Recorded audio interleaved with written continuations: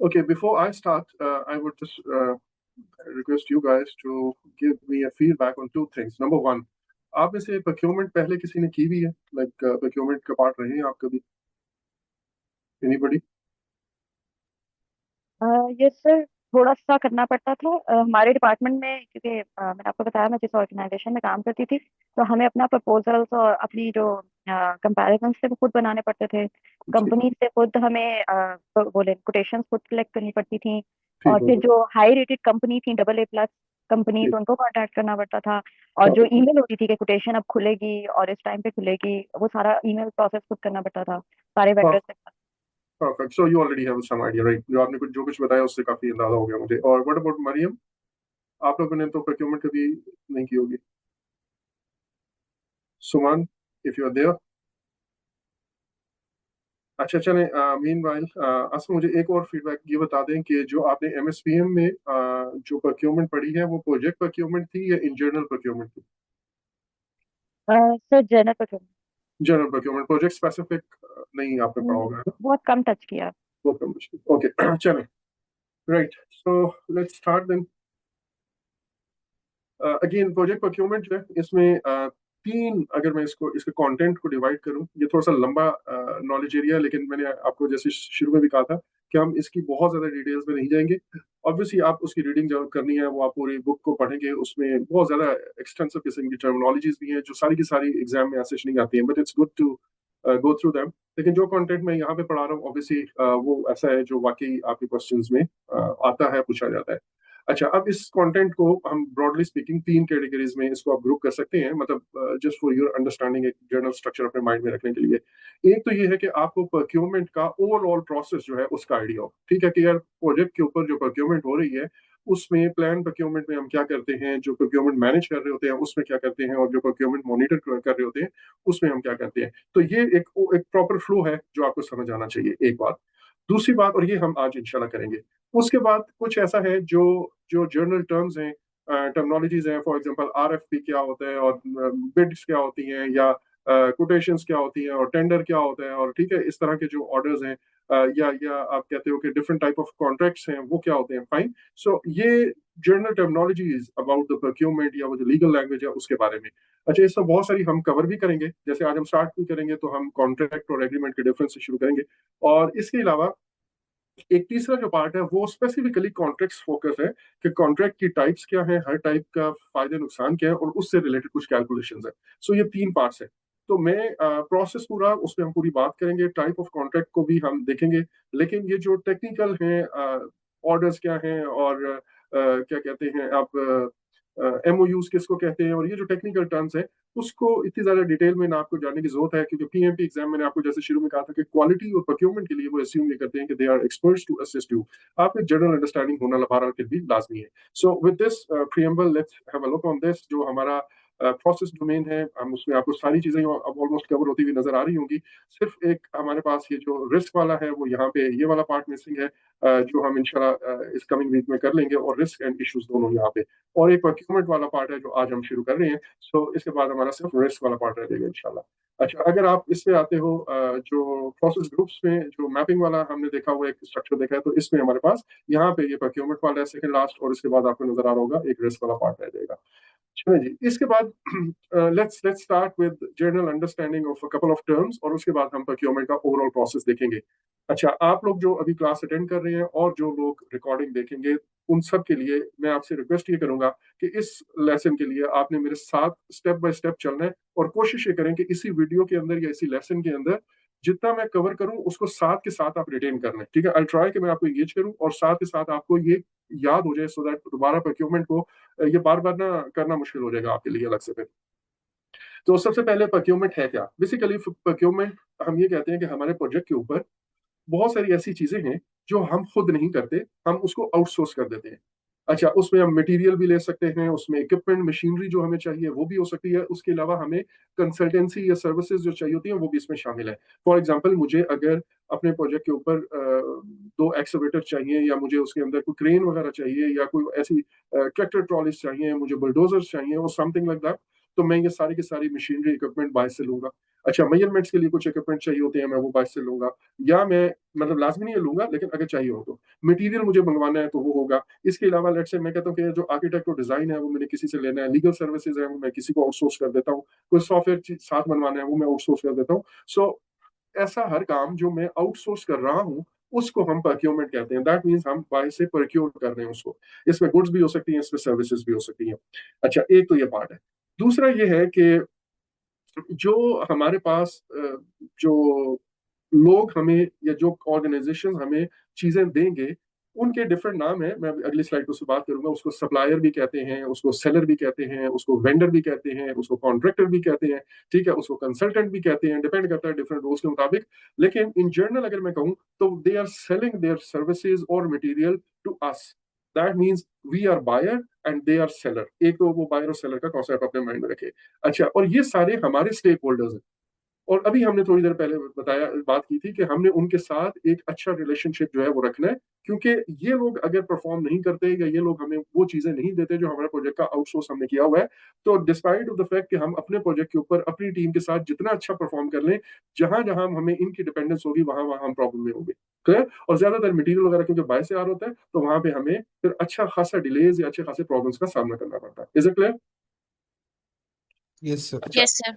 तीसरी चीज ये कि हमें जो बाहर से कुछ डिलीवरेबल्स हम खुद बना रहे हैं, कुछ चीजें बाहर से आ रही हैं, तो इनको आपस में बड़ा सीमलेसली आपने इंटीग्रेट करना है। ठीक है, इज वन कोहेरेंट, वो जो एक कहते हैं ना वन कोहेसिव होल, जो प्रोजेक्ट मैनेजर का रोल है इंटीग्रेशन वाला, वो उसने यहाँ पे प्ले करना है। सो हमें दैट एक्चुअली मीन्स कि कुछ डिलीवरेबल्स हमारे बन रहे हैं और वो क्वालिटी के पास जा रहे हैं, और इसी तरह कुछ डिलीवरेबल्स बाहर से बन के जा रहे हैं तो भी उसकी क्वालिटी हमें पता होनी चाहिए। ठीक है, जिस तरह हम अपने काम को मॉनिटर कर रहे हैं, इसी तरह जो बाहर हमारा काम हो रहा है उसको भी हम मॉनिटर करेंगे। सो ये पर्सपेक्टिव है प्रोक्योरमेंट का। दैट मीन्स हम बाहर से जो कुछ खरीद रहे हैं उसका नाम प्रोक्योरमेंट है। Is it clear? Yes sir. अच्छा, दूसरी चीज है बायर और सेलर। हम खरीदार हैं, हमारा प्रोजेक्ट है, और हमारे प्रोजेक्ट पे हमने ये डिसाइड किया है कुछ हिस्सा ऐसा है जो हम खुद नहीं बना रहे, और उस केस में हम उसको परचेज कर रहे हैं, हम बाय कर रहे हैं फ्रॉम समबडी एल्स। अब वो मटेरियल भी हो सकता है, वो मशीनरी इक्विपमेंट भी हो सकता है, वो सर्विसेज भी हो सकती हैं, और ऐसा भी हो सकता है बड़े प्रोजेक्ट्स पे जैसे आपने ट्रैवलिंग करनी है, आपने सी पैक, तो मैं अपने बुकिंग होटलिंग वो सारा किसी को आउटसोर्स कर दूं। ठीक है, और ऐसा भी हो सकता है कि मैं अपने पूरे का पूरा प्रोजेक्ट ही आउटसोर्स कर दूं। Do you remember that example जिसमें हमने एक गर्ल्स हॉस्टल बनाना था, एक यूनिवर्सिटी ने एक कैंपस बनाया था, और कैंपस में एक हॉस्टल बना था? Do you remember that? Yes sir. है यस ना, सर। उसमें हमने कहा था कि यार वो खुद, वो यूनिवर्सिटी कुछ नहीं बना रही, उसने बाहर सारे का सारा आउटसोर्स कर दिया। अब और यूनिवर्सिटी वाज बायर, और वो जो परफॉर्मिंग ऑर्गेनाइजेशन थी, वो जो बिल्ड कर रहा था, वो जो बिल्डर था, वो कंस्ट्रक्टर था जिसने हॉस्टल बनाना है, वो सेलर था। लेकिन अब वो जो बिल्डर है उसने फिर आगे कुछ हिस्सा आउटसोर्स किया था, कोई मटेरियल बाहर से मंगवाया था, तो उस केस में वो परफॉर्मिंग ऑर्गेनाइजेशन है, और वो परफॉर्मिंग ऑर्गेनाइजेशन किसी और को कुछ चीजें मंगवा रही है, तो उस उन वो उसके सेलर्स होंगे, और ये परफॉर्मिंग ऑर्गेनाइजेशन उनके लिए बायर होगी। लेकिन यूनिवर्सिटी के लिए, university would be a buyer, और ये डेवलप जो बिल्डर है, it would be a seller. I hope you remember that. Yes yes sir. Sir. Okay. So buyer जो है वो लोग हैं या वो कंपनी है जिन जो बाहर से सर्विसेज ले रहे हैं, जो खरीद रहे हैं, चीजें खरीद रहे हैं, मटेरियल खरीद रहे हैं, मशीनरी खरीद रहे हैं। अच्छा, जब मैं कहता हूँ खरीद रहे हैं तो इसका ये भी मतलब है कि रेंट पे भी ले रहे हैं। ठीक है। अच्छा, अब ये मुझे आप बताइए कि ये किस जगह पे प्रोजेक्ट में ये चीज होती है? डू यू रिमेम्बर कि ये डिसीजन कहाँ पे होता है कि मुझे क्या चीज खुद बनानी है, क्या चीज बाहर से बेच बनवानी है? सर इनिशिएशन में मेक और बाय डिवीजन। इनिशिएशन में नहीं, प्लानिंग में। प्लानिंग। यस सर, प्लानिंग में प्लानिंग मेक में, एंड ऑल। प्लानिंग में जब आप रिक्वायरमेंट गैदर कर लेते हैं और आप कहते हो कि मैंने पूरा स्कोप बना लिया, अब ये मेरा पूरा स्कोप है, इसमें से जो चीजें मुझे खुद बनानी है उनको मैं ब्रेक डाउन करूंगा, और दूसरे को हम क्या करेंगे, वो हम आउटसोर्स कर देंगे। वो प्रोक्योर शुरू में हम करेंगे काम करेंगे, प्रायोरिटाइज लेकिन रिक्वायरमेंट के बाद। यस। एग्जैक्टली रिक्वायरमेंट के बाद स्कोप बन जाएगा, स्कोप को मैं कहूंगा कि अब मुझे इसको ब्रेक डाउन करना है। तो हमने ये डिसाइड किया था उस वक्त कि यार जो चीजें खुद बनानी है उसको तो ब्रेक डाउन करो ना, लेकिन जो नहीं बनानी वहां पे हमारा एक मेक और बाय डिसीजन होता है। तो एक तो वो पार्ट है। दूसरा, इसके अलावा भी प्लानिंग जब आप डिटेल करते हैं तो बहुत सारी चीजें ऐसी होती है कि जब क्वालिटी की वजह से या रिस्क की वजह से आप कुछ चीजें कहते हो कि यार इसको हम खुद नहीं बनाते, रिस्क ट्रांसफर कर देते, तो वहां पे भी फिर एक मेक और बाय डिसीजन आ जाता है। लेकिन इन जर्नल शुरू में हो जाता है। बाकी जो गाय बगाए हमें लगता है कि यार ये चीज इसमें रिस्की है, हम खुद नहीं बना सकते या बनाना नहीं चाहिए, तो वो हम आउटसोर्स कर देते हैं। या बाज दफा स्केजुअल के केस में हम कहते हैं कि यार स्केजुअल कंप्रेस करने के लिए ये काम हम किसी को आउटसोर्स कर देते हैं, वरना बड़ा खुद करने बैठे तो बहुत देर हो जाएगी। करेक्ट? Yes sir. अच्छा, इसी तरह रिसोर्सेज का जब आप एनालिसिस कर रहे होते हो तो उस वक्त बात दफा ऐसा होता है कि यार आप शुरू में आपकी assumption ये होती है कि यार मेरे रिसोर्सेज जो है वो खुद मेरे पास हैं या मेरी ऑर्गेनाइजेशन के पास है, लेकिन जब आपको पता चलता है ये वो ऑर्गेनाइजेशन के पास इतनी ज्यादा नहीं है, या है ही नहीं सिरे से, तो इसके लिए कुछ वर्ड यूज होते हैं कैपेसिटी के, और वो मैं भी थोड़ी देर में आपको बताता हूँ। लेकिन आपने ये डिसाइड कर लिया कि मुझे बाहर से चीजें बनानी है, तो आप उस केस में बायर हो गए, और जो आपको वो सर्विसेज दे रहा है, जो कंपनी दे रही है, जो इंडिविजुअल दे रहा है, जो ऑर्गेनाइजेशन आपको वो सर्विसेज या मटेरियल या इक्विपमेंट मशीनरी, उसको हम सेलर कहते हैं। अच्छा, अब सेलर जो है वो, उसके डिफरेंट नाम है। उसको आप कॉन्ट्रैक्टर भी कह सकते हो, सब कॉन्ट्रैक्टर भी वो हो सकता है, वो सप्लायर। अब सब कॉन्ट्रैक्टर कहाँ पे होगा? देखिए, यूनिवर्सिटी का प्रोजेक्ट है, एक वेंडर जो है उसका, हम उसके कॉन्ट्रैक्टर हैं यूनिवर्सिटी के, और हम उसको बिल्ड करके दे रहे हैं, और फिर आगे हमें जो सर्विसेज दे रहा है वो हमारा सब कॉन्ट्रैक्टर हो जाएगा, करेक्ट? अच्छा, उसको यस सर। सप्लायर भी कहते हैं, क्योंकि मटेरियल मशीन वो सप्लाई करता है उसको। डिजाइनर, बात केस में जैसे मैंने कहा कि मैप और आर्किटेक्ट डिजाइन वगैरह करते हैं, डिजाइनर भी हो सकता है, वो कंसल्टेंट्स भी हो सकते हैं, एंड सो ऑन। अच्छा, और वो सेलर भी हो सकता है। तो कॉमन नेम, जर्नल नेम अगर मैं कहूँ तो, जो भी अपनी सर्विसेज बेच रहा है, मटेरियल बेच रहा है, कुछ भी, उसको हम सेलर कह सकते हैं। एग्जाम में इनमें से कोई भी टर्म यूज हो सकती है।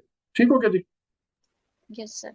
अच्छा, अब और ये भी हो सकता है कि बहुत सारी ऑर्गेनाइजेशन एक प्रोजेक्ट में वो बायर हैं, और एक प्रोक्योरमेंट में, और उसी प्रोक्योरमेंट में किसी और कंपनी के लिए वो सेलर है। जैसे कि वो यूनिवर्सिटी वाले एग्जांपल में मैंने आपको कहा कि जो बिल्डर है वो यूनिवर्सिटी के लिए सेलर है, और जो उसको मटेरियल दे रहा है उस बिल्डर को, उसके लिए वो बायर है। क्लियर यहाँ तक? Yes sir. Yes sir. अच्छा, नाउ अब एक टर्म हम यूज करते हैं एग्रीमेंट की, और एक टर्म यूज करते हैं कॉन्ट्रैक्ट की। इन दोनों में क्या फर्क है? अच्छा, एग्रीमेंट का मतलब ये है कि हमने किसी भी चीज पे अगर एग्री किया है कि हम इस तरह ये काम करेंगे, या ये काम हम करेंगे, जिसमें हमने अपनी इंटेंट शो किया है, अपनी इंटेंशन शो किया है, और उसमें दोनों ने एग्री कर लिया कि हम इस तरह ये काम करेंगे, उसको हम एग्रीमेंट का नाम देते हैं। चाहे वो लिखा हुआ हो, चाहे वो वर्बल हो, चाहे वो जबानी कलामी हो। फॉर एग्जाम्पल, हमने एक चीज व्हाट्सएप में, हमने एक चीज कही कि यार हम 9 बजे क्लास लेंगे, ठीक है, सो ये हमारा एग्रीमेंट हो गया। क्लियर? अच्छा, प्रोजेक्ट मैनेजमेंट प्लान हमने बनाया, साइन करवा लिया, वो क्या है? एग्रीमेंट हो गया। साइन नहीं भी करवाया तो एग्रीमेंट है वो। वर्बली किसी को कह दिया हम इतने बजे मिलेंगे, वो आपका एग्रीमेंट है, because you both parties agreed to do that thing in that way, correct? इसी तरह आपने एमओयू साइन होते हुए देखे होंगे, जिसमें आप कहते हो कि मेमोरेंडम ऑफ अंडरस्टैंडिंग है, ये लीगल कॉन्ट्रैक्ट नहीं है, लेकिन एक अंडरस्टैंडिंग है। सो ऐसी हर चीज जिसपे दो पार्टीज आपस में एग्री कर जाएंगे दैट दिस इज, और how this is we will do it, और when this is we will do it, और वट एवर इट इज, वो जो एग्रीमेंट है उसको हम मतलब वो जो एग्री जिस चीज पे किया उसको हम एग्रीमेंट कहते हैं। अब ये एग्रीमेंट वर्बल भी हो सकता है, लिखा हुआ भी हो सकता है, वट एवर। आप अब सोचें कि एक 2-3 करोड़ का घर बना रहा होता है जो आपका बिल्डर होता है, और वो सब जबानी कलामी होता है, करेक्ट? अच्छा, इसके बाद अब ना एक खास टाइप का एग्रीमेंट ऐसा है जिसकी एक लीगल वैल्यू है।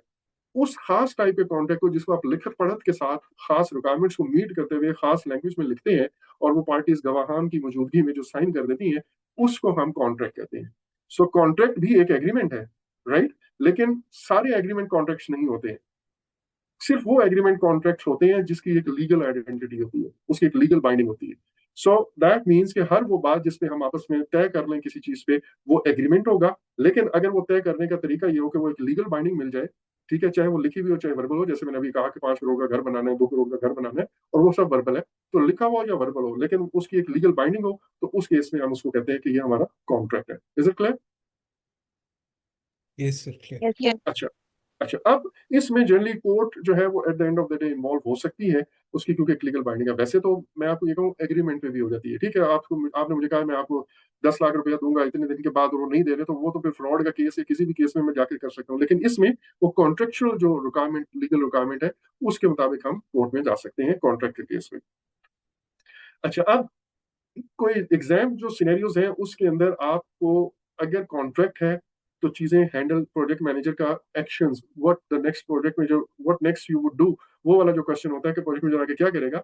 एग्रीमेंट है तो सिनेरियो डिफरेंट है, कॉन्ट्रैक्ट है तो सिनेरियो डिफरेंट है, ठीक है, ये कॉन्ट्रैक्ट लिखा हुआ है, इट शुड बी कॉन्ट्रैक्ट। अच्छा, now how the project manager communicates, escalate, or solve the problem will vary depending on whether their actions are governed through a contract या internal agreement है। जो हमारे लेट्स एक minute of meeting issue हुआ है, हमने agree किया कि ये काम करेंगे, ये वाला डिपार्टमेंट ये काम करेगा, वो भी आपका एक मेमो है या मिनट्स ऑफ मीटिंग है, वो भी आपका एक एग्रीमेंट है। लेकिन उस केस में अगर कोई चीज डिले हो जाती है तो आप कोर्ट में नहीं जाएंगे।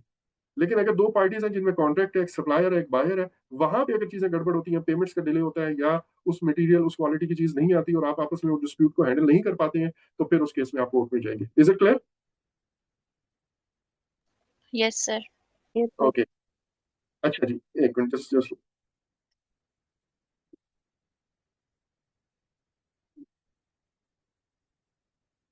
ओके।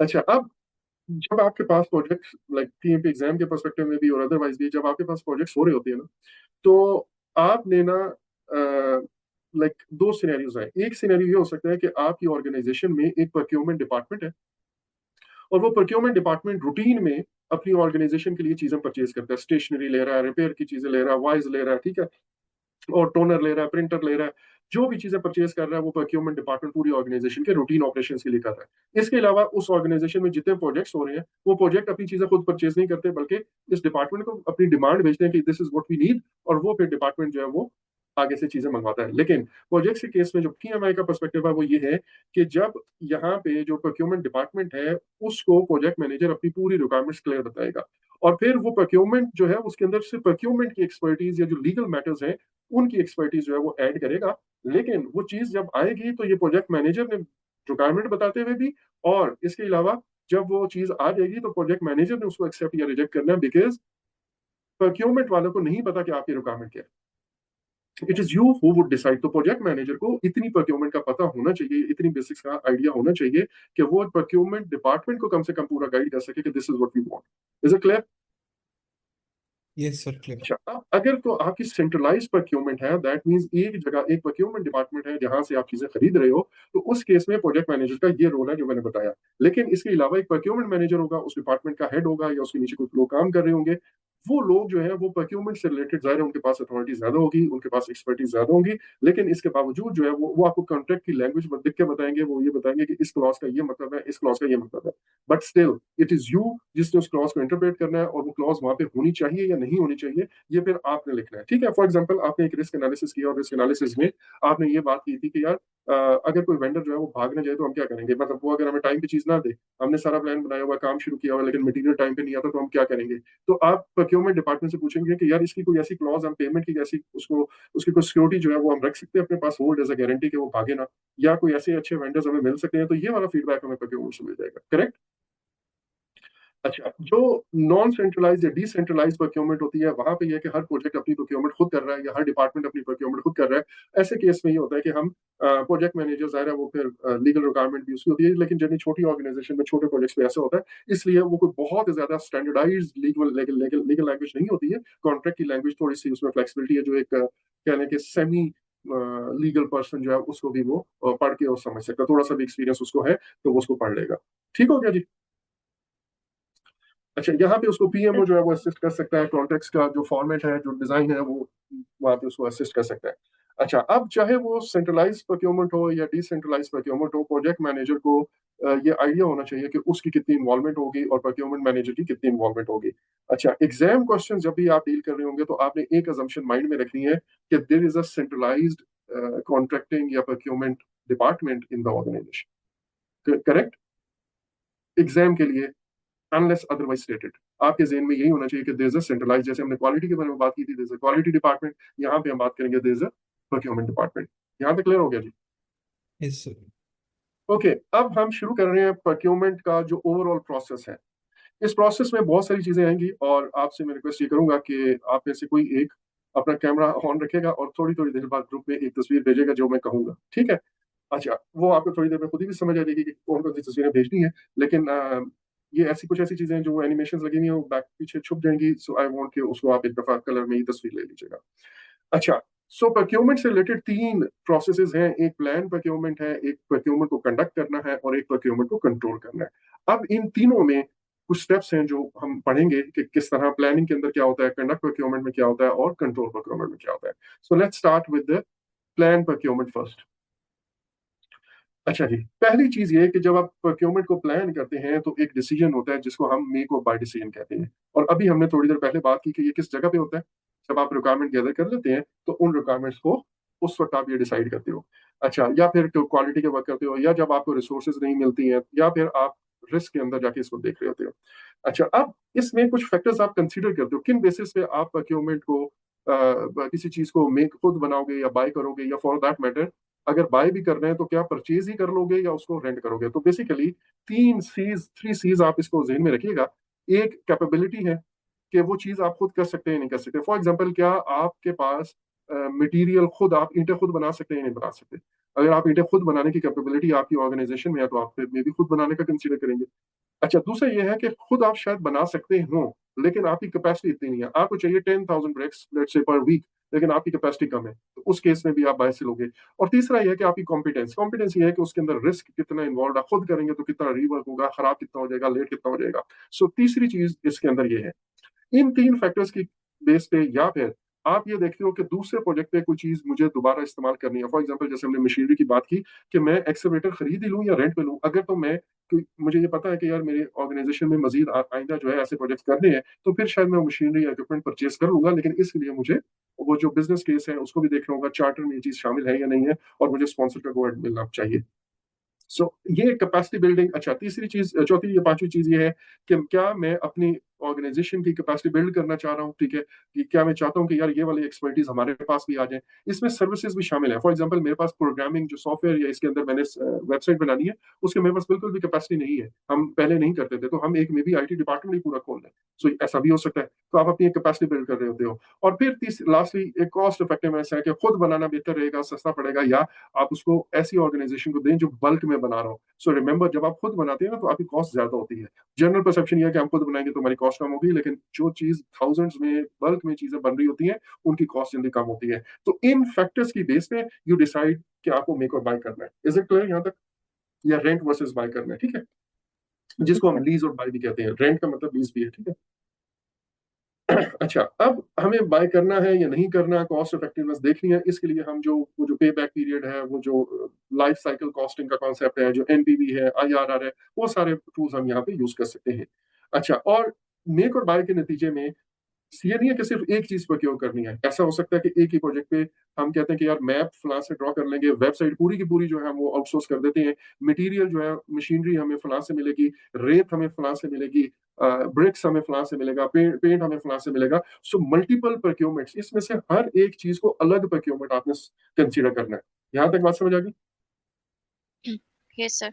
ओके, अब इसकी यस तस्वीर सर। ले लीजिएगा, फिर आगे चलता है। जो भी कर ले मुझे बस बता दे कि हो गया, फिर आगे फिर ले लिया चलते हैं। ले ओके, लिए।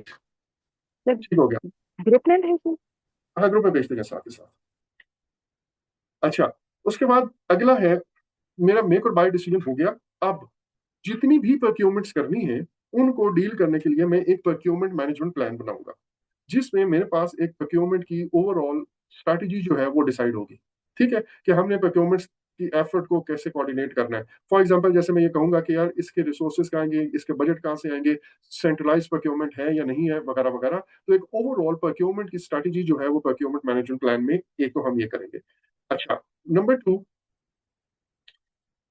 अच्छा, ये डिम हो जाएगा, लेकिन इसकी तस्वीरें लेते हैं, फिर आफ्टर में डिसाइड करते हैं कि उसको कैसे करना है, ठीक है। अच्छा, नंबर टू, ये वाली स्लाइड जो है ना, थोड़ी सी इस पे अंग्रेजियां ज्यादा है, तो इसकी में हमें मल्टीपल स्लाइड्स बनेंगे, मल्टीपल तस्वीरें बनेगी, तो आप ये तस्वीर ले लें क्योंकि फिर अगला वो डिम हो जाएगा।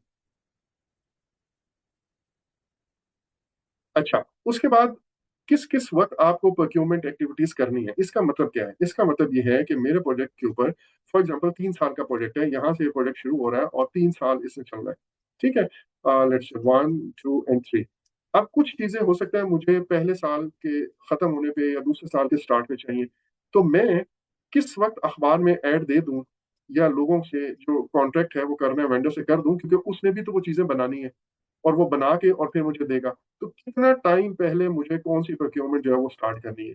तो ये जो टाइम फ्रेम है की प्रोक्योरमेंट एक्टिविटीज का, फॉर एग्जांपल अखबार में ऐड कब देनी है, एक बिडर कॉन्फ्रेंस होती है वो कब होगी, बिड्स जमा कब होंगी, बिड्स ओपन कब होंगी, ठीक है, इनका क्या मतलब है हम थोड़ी देर में देखेंगे इसको। लेकिन ये जो कि प्रोक्योरमेंट की एक्टिविटीज हैं ये कब कब होंगी, वो सप्लाईज मेरे पास कब आ जाएंगी, फिर उनकी पेमेंट्स कब होनी है, पेमेंट्स एक में कॉन्ट्रैक्ट में फाइनल करते हैं। लेकिन ये वाली जो मेजर चीजें हैं ये हम हर प्रोक्योरमेंट, मैंने आपको कहा कि जब आप मेक और बाय डिसीजन करते हो तो उस वक्त मल्टीपल प्रोक्योरमेंट जो है वो होती है, ठीक है। अब मल्टीपल प्रोक्योरमेंट का मतलब ये है कि मुझे हर प्रोक्योरमेंट के लिए अलग अलग ये चीज डिसाइड करनी है कि रिक्वेस्ट फॉर प्रपोजल, ये जो आरएफपी है ये कब फ्लोट करना है, होता क्या है मैं भी बताता हूँ। प्री बिड मीटिंग क्या होगी, इसको बिडर कॉन्फ्रेंस भी कहते हैं, प्री बिड मीटिंग को बिडर कॉन्फ्रेंस भी कहते हैं, होती क्या है थोड़ी देर में बताता हूँ। बिड्स कब ओपन होंगी। सो ये वाले सारे जो की एलिमेंट्स हैं ये हम ये भी प्रोक्योरमेंट मैनेजमेंट प्लान में कर लेंगे। इसकी भी तस्वीर ले लें,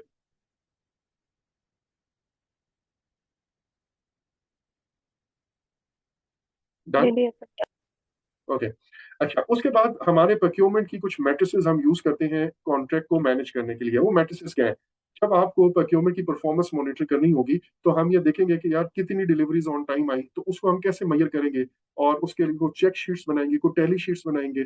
ठीक है, वो क्या होगा, मेथड क्या होगा, वो हम देख लेंगे। कॉस्ट परफॉर्मेंस जो है वो कैसे रही है। अच्छा, इनवॉइसेस जो वो भेज रहा है उसमें कोई फ्लॉ तो नहीं है, हम उसको, ये बार बार आपने देखा होगा डिपार्टमेंट्स के अंदर आपको इनवॉइस भेजते हैं, वो कहते हैं जी इस पर स्टैंप नहीं लगी हुई, इस पर डेट नहीं लगी हुई, इसमें फला एनओसी नहीं लगा हुआ, फला जीएसटी जो है वो ऐड नहीं हुआ हुआ। तो वो इनवॉइसेस कितनी रिजेक्ट हो रही हैं, कितनी प्रिसाइसली टाइम पे मिल रही हैं। और जो डिलीवरेबल्स हैं, जैसे हमारे अपने डिलीवरेबल्स आके क्वालिटी में चेक होते हैं, उसके हम डिफेक्ट देखते हैं, इसी तरह जो हमें बाहर वाले लोग चीजें बना के दे रहे हैं तो उसके डिफेक्ट्स हम देखेंगे, राइट। सो ये मैट्रिसेस हैं जो हमें। अच्छा, फिर इसी तरह डिस्प्यूट्स जो आ रहे हैं, जो क्लेम्स हैं, ये डिस्प्यूट और क्लेम अलग से एक टॉपिक है, इसको हम पढ़ेंगे भी कि ये कितना फ्रीक्वेंट आ रहे हैं। तो हम प्रोक्योरमेंट को मैनेज करने के लिए और उसको मॉनिटर एंड कंट्रोल करने के लिए हम ये कुछ मैट्रिसेस डिफाइन कर लेते हैं, जैसे हमने हर चीज के लिए किया था। हमने स्केड्यूल वेरिएंस को कहा था, स्केड्यूल को मेजर करने के लिए हमारी मैट्रिक्स कौन सी थी, स्केड्यूल वेरिएंस। हमारे स्केड्यूल की परफॉर्मेंस को देखने के लिए एसपीआई है। हमारा फोरकास्ट अगर कॉस्ट का करना है तो हमने कहा था ईएसी है। तो हर चीज की मेजरमेंट के लिए या हर चीज को मॉनिटर एंड कंट्रोल करने के लिए हमने कुछ मैट्रिसेस डिफाइन किए हैं। तो इसी तरह इस प्रोक्योरमेंट मैनेजमेंट प्लान में तीसरी जो चीज होगी वो स्केड्यूल, सॉरी, ये मैट्रिसेस होंगी। पहला हमने कहा था कि प्रोक्योरमेंट वर्क जो है वो होगा कैसे ओवरऑल। दूसरा हमने क्या कहा था कि टाइम टेबल जो है वो किस वक्त कौन सी प्रोक्योरमेंट की एक्टिविटी करनी है। और तीसरी जो चीज हमने कहा कि प्रोक्योरमेंट के मैट्रिसेस जो है वो हम डिफाइन करेंगे। इसकी तस्वीर लेने फिर आगे चलते हैं।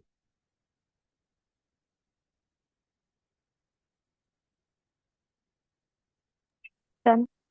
ओके। अच्छा, उसके बाद फिर स्टेक होल्डर्स की रिस्पॉन्सिबिलिटीज क्या होंगी। फॉर एग्जांपल, अभी हमने थोड़ी देर पहले कहा कि यार जो हमारे प्रोक्योरमेंट मैनेजर है उनका कोई रोल होगा, कोई प्रोजेक्ट मैनेजर का होगा रोल, ठीक है, सप्लायर का क्या रोल होगा, वगैरह वगैरह। सो इन जनरल जो हमने हर प्रोक्योरमेंट करने में, बार बार कह रहा हूँ, ये एक प्रोक्योरमेंट की बात नहीं हो रही। जहां जहां आपने मेक और बाय डिसीजन करने के बाद ये सोचा कि ये चीज बाहर से आएगी, चाहे वो सर्विस है, चाहे पूरे का पूरा डिलीवरेबल बाय से आप बनवा रहे हैं, चाहे वर्क पैकेज आप बाय से बनवा रहे हैं, चाहे आप मटेरियल ले रहे हैं, मशीनरी ले रहे हैं, चाहे रेंट पे ले रहे हैं, सारी प्रोक्योरमेंट के लिए ओवरऑल हम ये डिसाइड करेंगे कि यहाँ पे डिफरेंट स्टेक होल्डर्स की रिस्पॉन्सिबिलिटीज क्या होंगी। अकाउंट डिपार्टमेंट पैसे देगा, क्वालिटी डिपार्टमेंट वो मटेरियल आके चेक करेगा, प्रोक्योरमेंट मैनेजर ये काम करेगा, प्रोजेक्ट मैनेजर का काम है कि वो डिजाइन, ड्राइंग और अपनी रिक्वायरमेंट्स इतना क्लियर करके बनाए कि वो भेज दे, वगैरह वगैरह। क्लियर, तस्वीर ले ले।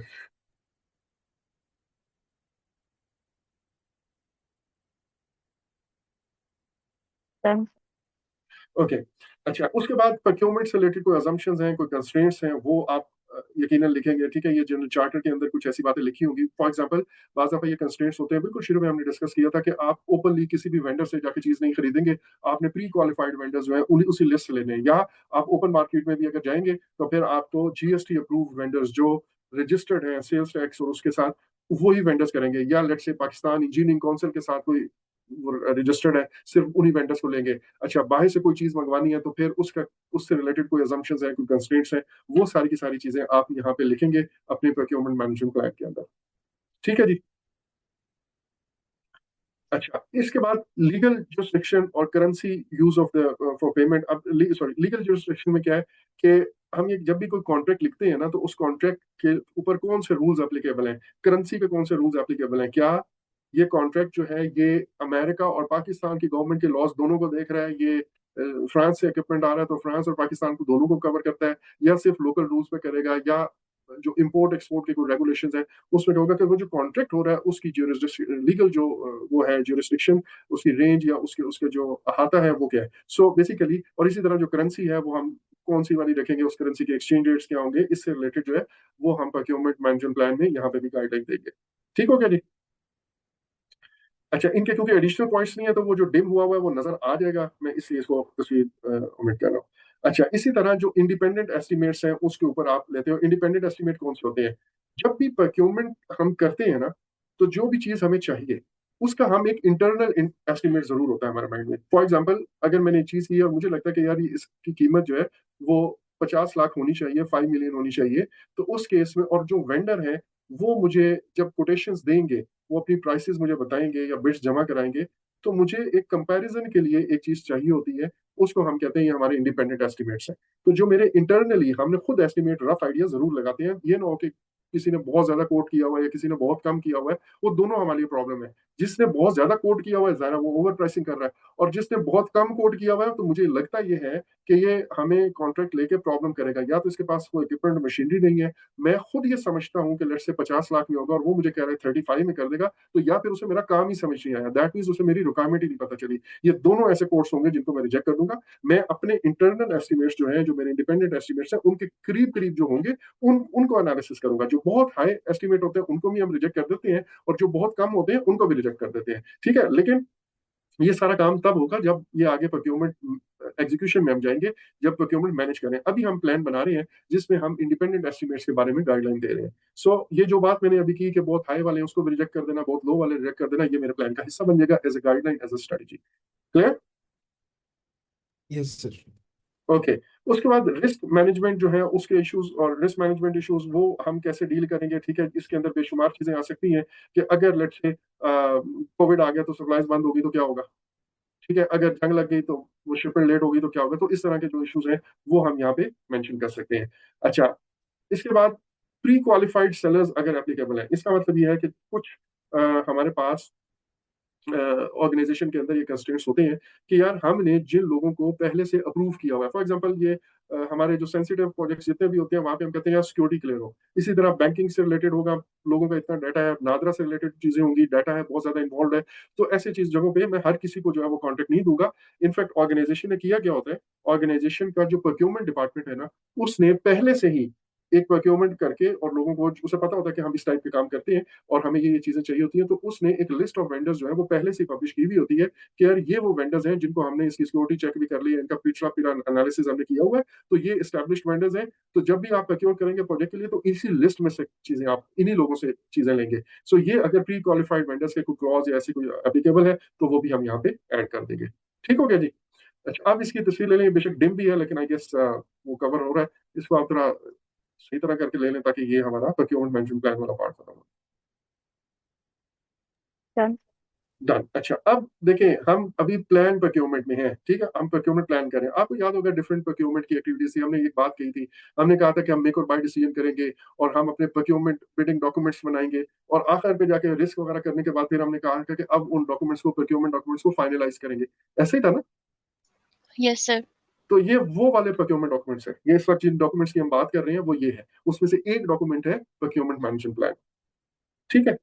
अच्छा, उसके बाद अगला है, मैं अपनी procurement strategy, overall procurement strategy मेरी क्या होगी उसकी हम बात करेंगे। अच्छा, इसका मतलब ये है कि इसमें आप डिफरेंट चीजें, इनमें से बहुत सारी चीजें अगर आप नोट्स लेना चाहें तो ले लें, अदरवाइज बाद में वीडियो रिकॉर्डिंग करते हुए उस वक्त देख लीजिएगा।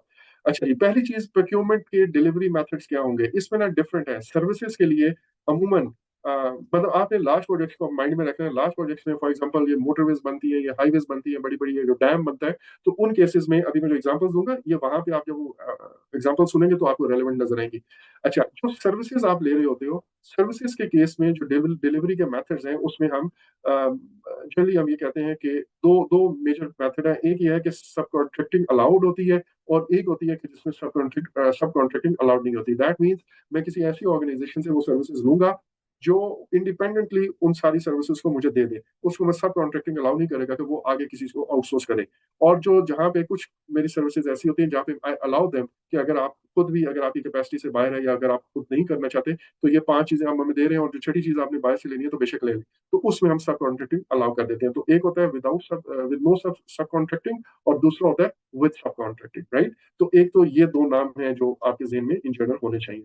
अच्छा, जो कंस्ट्रक्शन और उसमें जो डिलीवरी के मेथड हैं, जैसे रोड कंस्ट्रक्शन है, डैम्स हैं, एयरपोर्ट्स हैं, ये ब्रिजेस हैं, ठीक है, वहां पे ज्यादातर डिफरेंट मतलब टर्म्स यूज होती हैं। एक होता है टर्न की प्रोजेक्ट्स। टर्न की प्रोजेक्ट्स क्या होता है कि यू मेक एवरीथिंग रेडी और उसके बाद उनको चाबी दे देते हैं कि भाई ये अब आपके हवाले है, you just turn the key और अपना काम स्टार्ट कर दे। फॉर एग्जांपल मुझे एक नई यूनिवर्सिटी बनानी है, तो और वो बना के हायरिंग करके फैकल्टी बना के उनके प्रोसीजर्स, री प्रोसीजर्स सारे काम करने के बाद मैंने उस ओनर को दे दिया कि अब आप चलाएं अपना काम। तो ये टर्न की प्रोजेक्ट है। या सड़क बना के दे दी, लेट्स से एनएचए के हवाले कर दी, अगर एनएचए खुद नहीं बना रहा, या लेट्स से मोटरवे के हवाले कर दी, जो भी अथॉरिटी है उसके हवाले कर दी और वो चलाएंगे, या लेट्स से पंजाब गवर्नमेंट के हवाले कर दी या केपी गवर्नमेंट के हवाले कर दी। सो ये टर्न की प्रोजेक्ट्स है। एक और होता है जिसमें डिजाइन और बिल्ड, ये जैसे बड़े प्रोजेक्ट्स हैं वहां पे बाज़ दफा ऐसा और होता है कि डिजाइन कोई और पार्टी कर रही होती है और बिल्ड कोई और पार्टी कर देती है। अब आप सोचें कि यार मुझे अगर डैम बनाना है तो उसका जो पूरा डिजाइन है, या जो मुझे एक बहुत बड़ा हाईवे का डिजाइन है, एक जो पूरी फिजिबिलिटी है, ये मे भी कोई और पार्टी कर रही है, और दूसरी पार्टी फिर उसके बाद आप दोबारा कॉन्ट्रैक्ट बिल्ड का किसी और को देते हैं। ठीक है, और ऐसा भी हो सकता है कि एनएचए या एफडब्ल्यू, हमारी जो लोकल अथॉरिटीज है, वो खुद बनाए लेकिन डिजाइन बाय से बना ले। तो उस केस में हम उसकी बात नहीं कर रहे हैं। एक कैटेगरी है जिसमें डिजाइन और बिल्ड दोनों हम आउटसोर्स करते हैं इकट्ठे ही किसी एक पार्टी को। करेक्ट।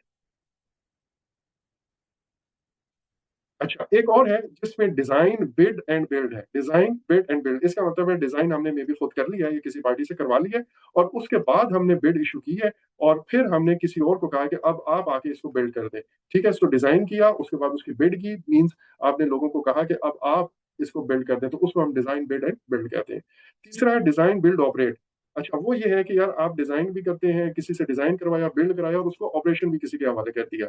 और एक है build own operate and transfer, right. ये वाली जो बूट टेक्नोलॉजी, हमारे जो पावर हाउसेज हैं पाकिस्तान के अंदर भी और मोटरवेज भी, ये अमूमन ना इसी कॉन्टेक्ट में। आपने सुना होगा कि यार एक टर्किश कंपनी ने एक रोड का हिस्सा बनाया या ब्रिज बनाया, और अगले 10 साल के लिए वो ऑर्गेनाइजेशन उसका जितना भी टोल टैक्स है वो उसको ऑपरेट भी वही करेगी, टोल टैक्स भी वही कलेक्ट करेगा, और फिर 10 साल के बाद they would hand over it to the government of Pakistan. I hope आपने ऐसी चीजें कुछ सुनी होंगी जरूर न्यूज में अंदर, yes, है ना। सो इसको हम बूट कहते हैं, जिसमें बिल्ड ऑन ऑपरेट और ट्रांसफर। सो बेसिकली हम अपनी प्रोक्योरमेंट की स्ट्रेटेजी डिफाइन करते हैं कि क्या इनमें से मुझे कौन सी वाली प्रोक्योरमेंट करनी है। ठीक है। अच्छा, नाउ इसके बाद हमने ये भी डिसाइड करना है कि टाइप ऑफ एग्रीमेंट या टाइप ऑफ कॉन्ट्रैक्ट क्या होगा। ये हम पढ़ेंगे इंशाल्लाह मंडे वाले दिन, अगर टाइम परमिटेड। अगर आज हम देखते हैं कितना कवर होता है, तो फिर मंडे को हम देखेंगे, या फिर ट्यूसडे को हम टाइप ऑफ कॉन्ट्रैक्ट पढ़ेंगे। एक फिक्स फर्म फिक्स प्राइस होता है, एक कॉस्ट प्लस अवार्ड फीस होता है, एक कॉस्ट प्लस इंसेंटिव फी होता है, एक टाइम एंड मटेरियल टाइप के प्रोजेक्ट्स होते हैं, सॉरी कॉन्ट्रैक्ट्स होते हैं। तो जो डिफरेंट टाइप के कॉन्ट्रैक्ट्स हैं उसमें हम ये डिफाइन करेंगे कि हर तरह की प्रोक्योरमेंट, अगेन मैं क्या कह रहा हूँ, कुछ मुझे सर्विसेज लेनी है, कुछ मशीनरी लेना है, कुछ इक्विपमेंट लेने हैं, तो सबके लिए कौन सी टाइप का कॉन्ट्रैक्ट होगा। कुछ ऐसे होंगे जो मैं फिक्स प्राइस में भेज दूंगा, कुछ ऐसे होंगे जिसमें मैं कॉस्ट प्लस अवार्ड वाले में दे दूंगा, एंड सो ऑन। कुछ होगा मैं जिसको टाइम एंड मटेरियल में। तो जब आप ये कॉन्ट्रैक्ट की टाइप पढ़ोगे तो आपको खुद ही समझ आ जाएगी कि यार कौन सा ऐसा प्रोजेक्ट है या काम है जो मुझे फिक्स प्राइस के साथ करना पड़ेगा, जो प्रोक्योरमेंट है। फॉर एग्जाम्पल, जहाँ पे प्राइसेस बहुत ज्यादा ऊपर नीचे होने का अंदेशा है, या जहाँ पे रिक्वायरमेंट्स क्लियर नहीं है, वहां पे मैं एक डिफरेंट टाइप का कॉन्ट्रैक्ट करूंगा। जहाँ पे मेरे रिक्वायरमेंट्स बड़ी क्लियर है, फिक्स है, तो वहां पे मैं may be form fix price में चला जाऊंगा, वट एवर। जहाँ पे मुझे टेम्परेरी काम चाहिए, वहां पे मे बी मैं टाइम एंड मटेरियल में चला जाऊंगा। तो हर टाइप की जो चीजें हैं, प्रोक्योरमेंट करनी है मुझे, उसके मुताबिक मैं ये रिक्वायरमेंट्स जो है वो गैदर करता हूँ। ठीक हो गया जी। अच्छा सर, उस टाइप का हम डिसाइड करते हैं कि ये टाइप का कॉन्ट्रैक्ट होगा।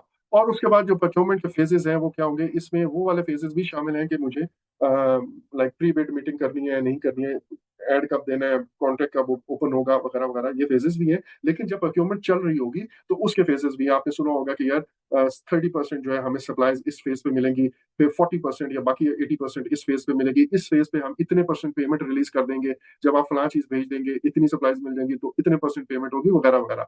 तो वो जो प्रोक्योरमेंट के फेजेस हैं वो हम यहाँ पे डिसाइड करते हैं प्रोक्योरमेंट स्ट्रेटजी में। सो बेसिकली अभी तक जो हमने इन चीजों को देखा, उसमें हमने मेक और प्लान, जब प्लानिंग हो रही होती है प्रोक्योरमेंट की, उसमें हमने मेक और बाय डिसीजन किया, और हर तरह के जो प्रोक्योरमेंट्स है उसके बारे में डिसाइड किया। मैं इंटेंशनली रिपीट कर रहा हूँ ताकि आपके जहन में अच्छी तरह बैठ जाए। उसके बाद हमने प्रोक्योरमेंट मैनेजमेंट प्लान बनाया, उस प्लान के अंदर बेशुमार चीजें थी जो हमने डिस्कस की। उसके बाद हमने प्रोक्योरमेंट स्ट्रेटजी की बात की कि ओवरऑल हम किस टाइप के कॉन्ट्रैक्ट्स करेंगे, ओवरऑल हमारा प्रोक्योरमेंट या डिलीवरी मेथड क्या होगा, और प्रोक्योरमेंट के फेजेस क्या होंगे। अच्छा, अब मेक और बाय डिसीजन के बाद जो कुछ बन रहा है, ये बेसिकली हम वही कह रहे हैं कि वो जिसको आपने उस वक्त पढ़ा था कि हम प्रोक्योरमेंट डॉक्यूमेंट्स बनाएंगे। सो ये बेसिकली आप ये वो डॉक्यूमेंट्स बना रहे हो, करेक्ट। इसकी तस्वीर ले लिए, yes, सर नहीं अब तक नहीं। बस कर लीजिएगा फिर आगे चलो। सर जो प्रोक्योरमेंट मैनेजमेंट प्लान है, ये आर्टिफैक्ट है और प्रोक्योरमेंट डॉक्यूमेंट सेपरेट है। नहीं नहीं नहीं, प्रोक्योरमेंट डॉक्यूमेंटेशन एक डॉक्यूमेंट, सॉरी, एक अलग से नाम दिया जाता है। ठीक है, असल में ना प्रोक्योरमेंट के ऊपर जो कुछ हो रहा है उसके से रिलेटेड सारी चीजों को प्रोक्योरमेंट डॉक्यूमेंटेशन कहते हैं। ठीक है, ये डॉक्यूमेंटेशन की बात हो रही है। अच्छा, इसके अलावा एक खास टर्म है जिसको हम बिड डॉक्यूमेंट्स कहते हैं या प्रोक्योरमेंट डॉक्यूमेंट्स कहते हैं। उसके अंदर क्या है, अभी मैं थोड़ी देर में अगली 3-4 चीजें इसमें आएंगी तो फिर मैं आपको बताऊंगा कि ये है प्रोक्योरमेंट डॉक्यूमेंट्स। ठीक है। अच्छा जी, अब इसके बाद एक होता है प्रोक्योरमेंट स्टेटमेंट ऑफ वर्क। मैंने यहाँ पे स्टेटमेंट ऑफ वर्क लिखा है, इसका पूरा नाम प्रोक्योरमेंट स्टेटमेंट ऑफ वर्क है बेसिकली। जो इसको आप लिख लीजिएगा, PSOW कहते हैं, procurement statement of work, right. वो आई डिडंट वांट कि वो उसका फॉन्ट छोटा करूं, वो साइज छोटा हो जाएगा। तो it's procurement statement of work. Procurement statement of work का मतलब ये है कि जो चीजें, जो फैक्टर्स आपने बाहर से बनवाने हैं या मटेरियल लेना है, दैट मीन्स जो प्रोक्योरमेंट करनी है। मैंने मैप बाहर से बनवाना है, आर्किटेक्ट डिजाइन बाहर से बनवाना है, एक चीज। मैंने मटेरियल लेना है, ये दूसरी चीज। ठीक है, उसके बाद मैंने लेट्स से जो पूरी बिल्डिंग का कूलिंग सिस्टम है जिस और एचवैक है और हवा से रिलेटेड ये सारी वेंटिलेशन, ये मुझे बाहर से मैंने करवाना है। ठीक है, रेत मैंने बाहर से लेनी है, मैंने स्टील जो है वो बाहर से लेना है, ब्रिक्स जो है वो बाहर से लेनी है। तो अब ये डिफरेंट प्रोक्योरमेंट्स है। हर प्रोक्योरमेंट से रिलेटेड जो मुझे काम करवाना है ना, तो उसकी क्वांटिटी क्वालिटी, ये जो मैंने बाद में मटेरियल वाली चीजें बताई ना, स्टील क्या है, गेज कितने गेज का होगा, कितने टन का होगा, क्वालिटी वाला, और रिसोर्सेज के एस्टिमेट, वो अपना फीडबैक यहाँ पे देंगे। ठीक है, उसके मुताबिक उसकी क्वांटिटी कितनी होगी, नंबर कितने होंगे, ये सारे मैं बताऊंगा। तो ये है मेरी स्टेटमेंट ऑफ वर्क, कि मुझे काम क्या करवाना है, मुझे प्रोक्योरमेंट क्या करनी है, उसकी जो डिटेल्स है वो हम यहाँ पे डालेंगे। इससे आगे और भी कुछ आइटम है, मैं भी आपको बताता हूँ। अच्छा, जो मटेरियल या इस तरह की चीजें हैं वो तो बड़ा सिंपल है, एक लिस्ट बन जाती है। फॉर एग्जांपल मुझे इतने पीसेस चाहिए इस स्पेक्स के साथ, तो वो मेरा स्टेटमेंट ऑफ वर्क है। लेकिन जो काम की नोयत है, जो जैसे अभी मैंने कहा वेबसाइट बनानी है, तो वेबसाइट की जो डिटेल्स है, उसका जो स्कोप है, वो मैं यहाँ पे डिफाइन करूंगा, तो वो मेरा procurement statement of work for website होगा। इसी तरह जो वेंटिलेशन है, जो एचवैक है, जो कूलिंग सिस्टम है, एयर कंडीशनिंग है, सेंट्रलाइज, उसमें क्या क्या चीजें, क्या पावर भी उसका हिस्सा है या काम का हिस्सा है या नहीं है, तो वो मैं इधर शामिल कर दूंगा। राइट, तो ये मेरे का, और भी इसमें बहुत कुछ होता है लेकिन इन जनरल मैंने जो काम बाहर से करवाना है, तो वो काम क्या है, उसको हम प्रोक्योरमेंट स्टेटमेंट ऑफ वर्क कहते हैं। क्लियर?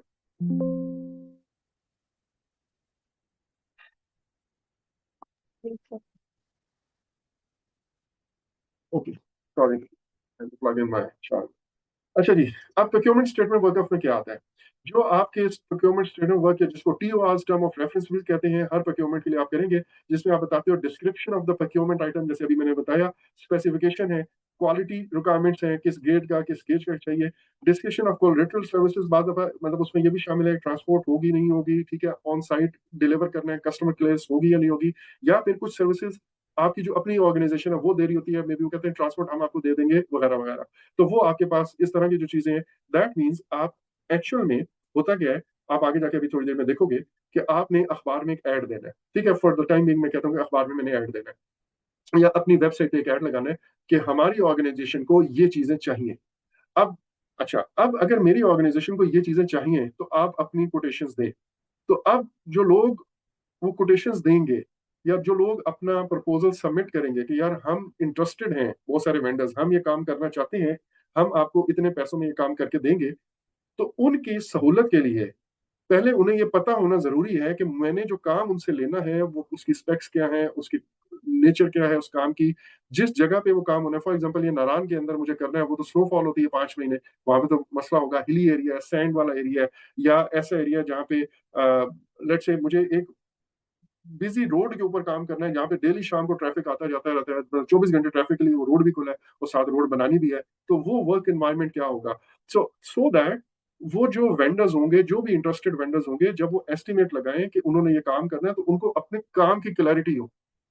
इसलिए हमने ये अभी से प्लानिंग के वक्त करते हैं कि यार हम वो काम जो करवाना है उसकी पूरी डिटेल्स हमारे पास होगी। ये है वो हमारे procurement statement of work. Right, हमारे एक्सेप्टेंस क्राइटेरिया क्या होगा वो हम बताएंगे, period and place of performance, जैसे मैंने कहा विंटर्स में है उस जगह पे, ताकि उनको कैलकुलेशन में आसानी हो। सिर्फ वही लोग आए जिनको ये क्लैरिटी हो कि यार हम वहां पे ये काम कर सकते हैं। अच्छा, करेंसी एंड पेमेंट का स्केड्यूल क्या होगा, वारंटी इसमें शामिल होगी काम के अंदर या नहीं होगी, या और कोई आफ्टर सेल सर्विसेज है वो हम लेना चाहते हैं।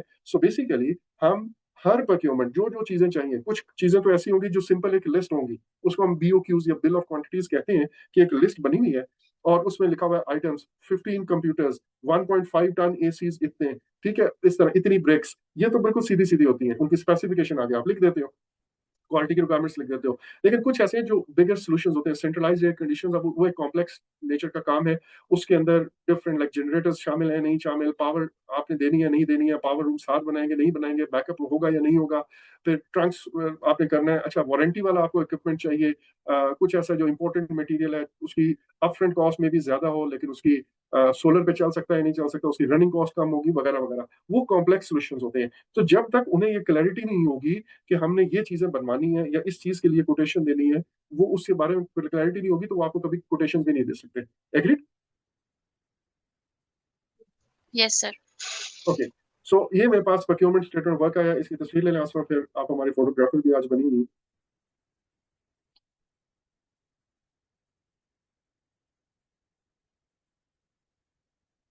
समझ दे रही है? Done sir. ओके। अच्छा, इसके बाद जो अगला है वो है source selection criteria. Source selection criteria का मतलब क्या है? अगेन, हर टाइप की जो मेरे पास बिड्स आएंगी, मैंने अखबार में ऐड दिया, ये काम मुझे करवाना है, या ये मटेरियल मुझे चाहिए, ये मशीनरी और इक्विपमेंट चाहिए, और अब डिफरेंट लोग, different companies, different vendors, different potential vendors, अभी हम इसको कह रहे हैं, ठीक है, ये क्योंकि इंटरेस्टेड हैं, ये हमें कोटेशंस भेजना चाहेंगे। तो जब मेरे पास 6-7 कंपनीज ने ऑफर दिया कि यार हम इतने में करेंगे, मैं ये सर्विसेज दूंगा, और मैं घर पे डिलीवरी दे दूंगा, और मैं फिटिंग भी कर दूंगा, और मैं ये भी कर दूंगा, एक ये वाला है, दूसरे ने कुछ और चीजें बताई हुई है, तो अब मैं किस बेस पे सिलेक्ट करूंगा? क्या सिर्फ कीमत की बेस पे सिलेक्ट कर लूंगा, या और भी कोई सिलेक्शन का क्राइटेरिया होगा? तो बेसिकली जब मेरे पास वो कोटेशंस आती हैं, वो प्रपोजल्स आते हैं, वो बिड्स आती हैं, ये डिफरेंट नाम है, बिड्स हैं, टेंडर है, कोटेशंस हैं, ये डिफरेंट नाम है, इनकी हम बात करते हैं थोड़ी देर में। लेकिन वो जो भी आएंगी, तो उनको मैं किन बेसिस पे किसी कंपनी को कॉन्ट्रैक्ट दूंगा या नहीं दूंगा, किस बेस पे उनको मैं रिजेक्ट करूंगा या सिलेक्ट करूंगा? अब इसके लिए बेसिकली 3 तरह का क्राइटेरिया होता है। एक होता है बेसिक क्वालिफिकेशन क्राइटेरिया, ठीक है, ये वो वाला बेसिक क्वालिफिकेशन क्राइटेरिया है कि अगर कोई इसको मीट नहीं करता ना, तो हम उसकी बिड को खोलते ही नहीं है, वो एज इट इज उसको बंद वापस कर देते हैं या रिसीव ही नहीं करते हैं। फॉर एग्जाम्पल, मैं ये कहता हूँ कि यार सिर्फ वो ऑर्गेनाइजेशन अप्लाई करें जो पाकिस्तान इंजीनियरिंग काउंसिल के साथ रजिस्टर्ड है, या जो जीएसटी अप्रूव्ड वेंडर्स हैं, ठीक है, जो या वो फला अथॉरिटी के साथ रजिस्टर्ड है। अगर ये इनके साथ रजिस्टर्ड नहीं है, या जिसके पास एक्सपोर्ट का या इंपोर्ट का लाइसेंस है, जो इसमें शामिल नहीं है, या फिर जो let's say Karachi stock exchange के ऊपर है, वगैरह वगैरह, कोई भी एक रिक्वायरमेंट हम रख लेते हैं डिपेंडिंग अपॉन आवर नीड, जो इसको मीट नहीं करता, तो वो बिड्स दे भी देता है। उसूल ये है कि आपने उस बिड को खोलना नहीं है, आपने उसी तरह सील पैक वापस रिटर्न कर देना, ठीक है। तो बेसिक क्वालिफिकेशन को मीट नहीं करता, या फिर मैंने उसे कहा हुआ है कि यार जो 20 अगस्त तक भेजेगा वो सारी बिड्स मैं रिसीव करूंगा, तो 20 के बाद जो आएंगी अगेन वो भी बेसिक क्वालिफिकेशन में आता है, वो भी रिजेक्ट हो जाएंगी। तो ये जो बेसिक क्राइटेरिया को मीट करना या ना करना है, ये वो वाला है। अच्छा, बाज दफा हम ये भी कहते हैं कि एक एनवेलप होगा, उस एनवेलप के ऊपर यहाँ पे आपने अपना जीएसटी नंबर, एनटीएन नंबर, और ये वाला जीएसटी नंबर लिखा होना चाहिए। यहाँ पे पाकिस्तान इंजीनियरिंग काउंसिल की जो आपका रजिस्टर्ड नंबर है वो लिखा होना चाहिए। यहाँ पे एड्रेस लिखा होना चाहिए। यहाँ पे हमारा जो अखबार का एड है उसका रेफरेंस नंबर लिखा होना चाहिए। अगर ये ना हुआ तो हम आपका एनवेलप खोलेंगे नहीं, हम रिजेक्ट कर देंगे। तो ये सारी की सारी वो एक बेसिक रिक्वायरमेंट्स हैं जो कोई जब भी बिड देगा, तो अगर वो इसको मीट नहीं करेगा तो हम रिजेक्ट कर देंगे। यहाँ तक क्लियर हो गया? अब उसके बाद यस अगला है फाइनेंशियल क्राइटेरिया। फाइनेंशियल क्राइटेरिया अमूमन जो है ना, इसमें price is the only factor, ठीक है। हम ये कहते हैं कि अच्छा, अब लाजमी नहीं है कि ओनली फैक्टर हो, लेकिन फाइनेंशियल जो बिड होती है, बाज दफा इस तरह होता है कि जो आइटम्स आपके, फॉर एग्जांपल अगर मैं आपको ये कहता हूँ कि यार हायर के 1.5 टन के फ्ला मॉडल जो है, उसके मुझे इतने इन्वर्टर एसीज चाहिए, लेट्स से 100 एसीज चाहिए। अब इसमें जो फर्क होगा ना, वो सिर्फ प्राइस का ही तो होगा, क्योंकि स्पेक्स तो मैंने सारी वो बताई नहीं है कि और कोई मॉडल ही नहीं है, ऐसे ही है ना। तो इसमें बाकी फैक्टर्स जो हैं, टेक्निकली वो क्या है या क्या नहीं है, वो मैटर ही नहीं कर रहा होता। सो ऐसे आइटम्स जिसको हम लिस्ट ऑफ आइटम्स कह लें, केस ऑफ गुड्स कहते हैं, जिसको हम गुड्स कहते हैं, वो वहां पे टेक्निकल इतना मैटर नहीं कर रहा होता। जो मेन फैक्टर है वो प्राइस है। लेकिन ऐसी चीजें जहां पे आपको साथ में टेक्निकल एस्पेक्ट्स भी देखने हैं, जैसे अभी एचवैक की हमने बात की थी, जैसे हमने सेंट्रलाइज एयर कंडीशनिंग की बात की थी, कि एक जो है उसकी अपफ्रंट कॉस्ट ज्यादा है लेकिन मेंटेनेंस कॉस्ट कम है, उसकी पावर कम चाहिए, या वो लेट्स से सोलर पे भी वो चल सकता है, या उसकी वारंटी पीरियड इतना है, दूसरा एक सेकंड हैंड इक्विपमेंट है, कोरियन है और हमें मिल रहा है, वगैरह वगैरह। सो अब ये दो डिफरेंट पैकेजेस हैं, तो इसमें सिर्फ प्राइस की बात नहीं होगी, इसमें हमें कुछ टेक्निकल एस्पेक्ट्स भी देखने होंगे। वो जो टेक्निकल एस्पेक्ट्स हैं, एक ऑर्गेनाइजेशन कितना पुराना है, वो टेक्निकली कितनी साउंड है, ठीक है, उनके पास कितने इंजीनियर्स हैं, कितने पीएमपीज हैं, वगैरह वगैरह, ये जो है ये टेक्निकल क्राइटेरिया कहलाता है। सो बेसिकली हम कुछ चीजों के लिए, कुछ टाइप की प्रोक्योरमेंट के लिए सिर्फ फाइनेंशियल क्राइटेरिया देखते हैं, और कुछ टाइप के लिए हम फाइनेंशियल भी देखते हैं, लेकिन हम साथ में टेक्निकल क्राइटेरिया भी देखते हैं। अच्छा, आप इसकी तस्वीर ले लें तो फिर मैं आपको इसको फर्दर ब्लैंक स्क्रीन पे एक्सप्लेन करता हूँ। Done sir. डन। अच्छा, अब इसी के आगे मैं थोड़ा सा इसको आपको फर्दर एक्सप्लेन कर देता हूँ। ये होता ये है कि जब प्रोक्योरमेंट आगे आएगी उसमें बताऊंगा, तो हम इस तरह करते हैं कि यार, अब इसमें ना डिफरेंट टाइप की प्रोक्योरमेंट्स हैं। एक में हम ये करते हैं कि एक साथ ही हम, बल्कि पहले ये कहते हैं कि कुछ मटेरियल या कुछ इक्विपमेंट ऐसा है, जैसे बिल ऑफ क्वांटिटीज की मैंने बात की, उसमें मेरे पास यहाँ पे आइटम्स लिखे हुए हैं, ठीक है, मुझे इतने एसी चाहिए, आगे क्वांटिटी लिखी हुई है 100 टन, कोई स्पेक्स मैंने लिखे हुए हैं, सॉरी 1.5 टन के मैंने कहा है, क्वांटिटी लिखी हुई है 100 टन है, कोई स्पेशल मॉडल है स्पेसिफिक, वो बता दिया मैंने, और यहाँ पे उनको कहा कि प्राइसेस दे दें। अब वो जो मुझे इन्वेलप सील इन्वेलप देंगे वो कैसे खोलने हम थोड़ी देर में बात करते हैं, लेकिन यहाँ पे मैं कंपैरेटिव स्टेटमेंट बनाते हैं। अभी आसमा ने भी शुरू में एक बात की थी, मैं कहता हूँ कंपनी ए की कोड क्या है, कंपनी बी की क्या है, कंपनी सी की क्या है, एंड सो ऑन। इसने मुझे कहा कि हम 300 let's say whatever dollar per unit देंगे, इसने हमें कहा हम 295 देंगे, इसने हमें कहा हम 305 देंगे, वगैरह वगैरह। तो अब इस बेस पे, और वो जो हमने इंटरनल एस्टिमेट लगाए हुए हैं, मुझे लगता है कि वो इसके करीब करीब है, कोई ऐसा नहीं है जिससे बहुत ज्यादा, कोई ऐसा नहीं है इससे कम हो। तो उसकी बेस पे जो बेस्ट वाला है वो मैं यहाँ पे रिकमेंड कर देता हूँ। फिर इसी तरह दूसरा आइटम, तीसरा आइटम, सो ऑन। तो मुझे इस तरह हम इस क्राइटेरिया के बेस पे जब वो प्रपोजल देंगे तो गेज करेंगे, लेकिन अभी हम अपना क्राइटेरिया डिफाइन कर रहे हैं। ठीक है, अच्छा कुछ ऐसा होता है कि वहां पे हम ये कहते हैं कि हमारा फाइनेंशियल क्राइटेरिया भी है और साथ में टेक्निकल क्राइटेरिया भी है। अच्छा, फाइनेंशियल में ये कहते हैं कि यार बिड जो है, लेट्स से जहाँ पे कॉम्प्लेक्स आइटम्स होते हैं, बड़े आइटम्स होते हैं, वहां पे हम कहते हैं कि जो प्राइस मनी वो कोट कर रहा है कि इतना मैं इतने में ये चीज बना के दूंगा, इसकी वेटेज है लेट्स से 50%।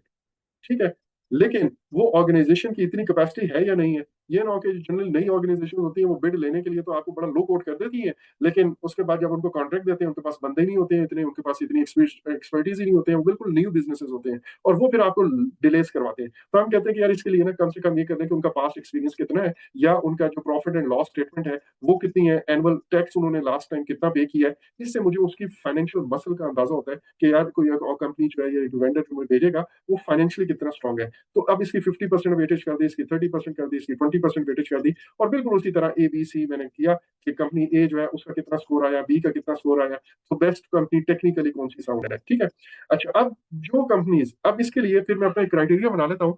यार अगर टेक्निकली किसी का भी ओवरऑल जो टेक्निकल स्कोर है, ठीक है, इसमें 50 में से, इसमें से 30 में से, इसमें 20 में से, लेट्स से मैं कहता हूँ कि वो 60 से कम है जिसको, उसको तो हम वहीं पे डिस्क्वालीफाई कर देंगे।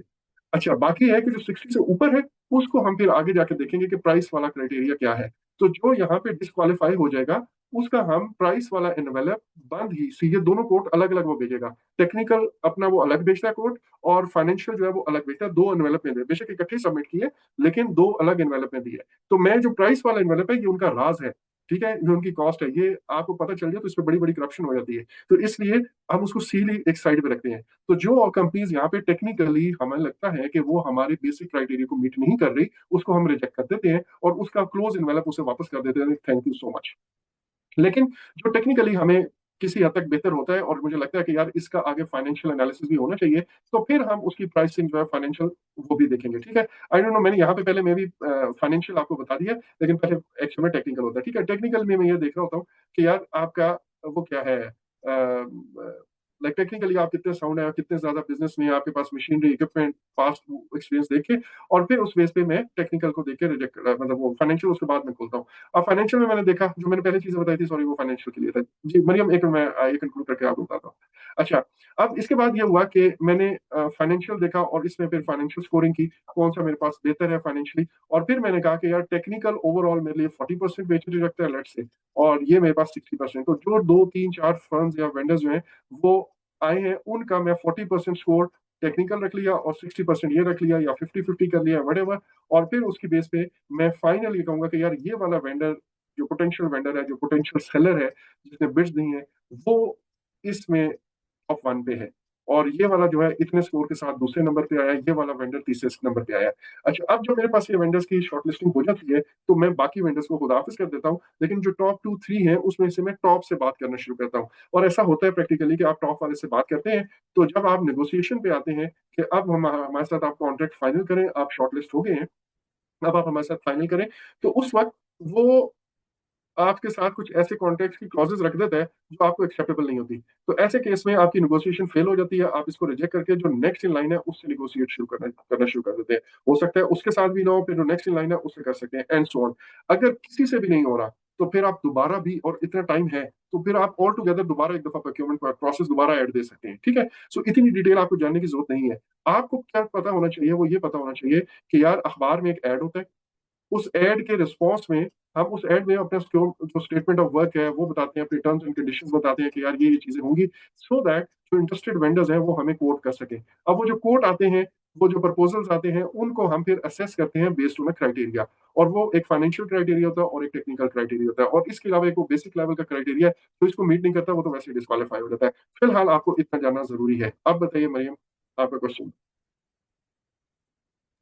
सर ये बीच से थोड़ा मिक्स हो गया था जो लास्ट आप बता रहे थे ना, जहाँ पर मैंने हैंड रेज़ किया था, वो थोड़ी चीज़ें मिक्स हो गई थी। फाइनेंशियल पहले खोलते हैं, इस तरह से कुछ आप बता रहे थे ओके, नहीं, मुझे नहीं, उस अच्छा, अच्छा, पहले पहले आपने टेक्निकली एक चीज़ है ही ठीक नहीं, तो उसका फाइनेंशियल एनवेलप खोलने की ज़रूरत ही नहीं है। ठीक है? जी आप सर। पहले टेक्निकली, हाँ, वो यू आर राइट, मैंने पहले फाइनेंशियल बता रहा था, लेकिन वो एक्चुअल में मतलब मैंने फाइनेंशियल बताया और फिर मैं प्रोसीजर में चला गया। पहले मैंने बताना था कि फाइनेंशियल ये होता है और टेक्निकल ये होता है। लेकिन एक प्रोसीजर है जिसमें हम पहले टेक्निकल खोल के और डिस्क्वालीफाई कर देंगे हर उस ऑर्गेनाइजेशन को जिसका वो टेक्निकली हमें मीट ही नहीं कर रहे रिक्वायरमेंट। हमें जो चीज़ चाहिए वो दे ही नहीं पा रहे। क्लियर? वो जी चीज़ सर। बना ही नहीं सकते, तो वो तो रिजेक्ट हो गए। उनका बंद इनवेलप ही पैसों वाला वापस कर देंगे और फिर हम फाइनेंशियल खोलेंगे।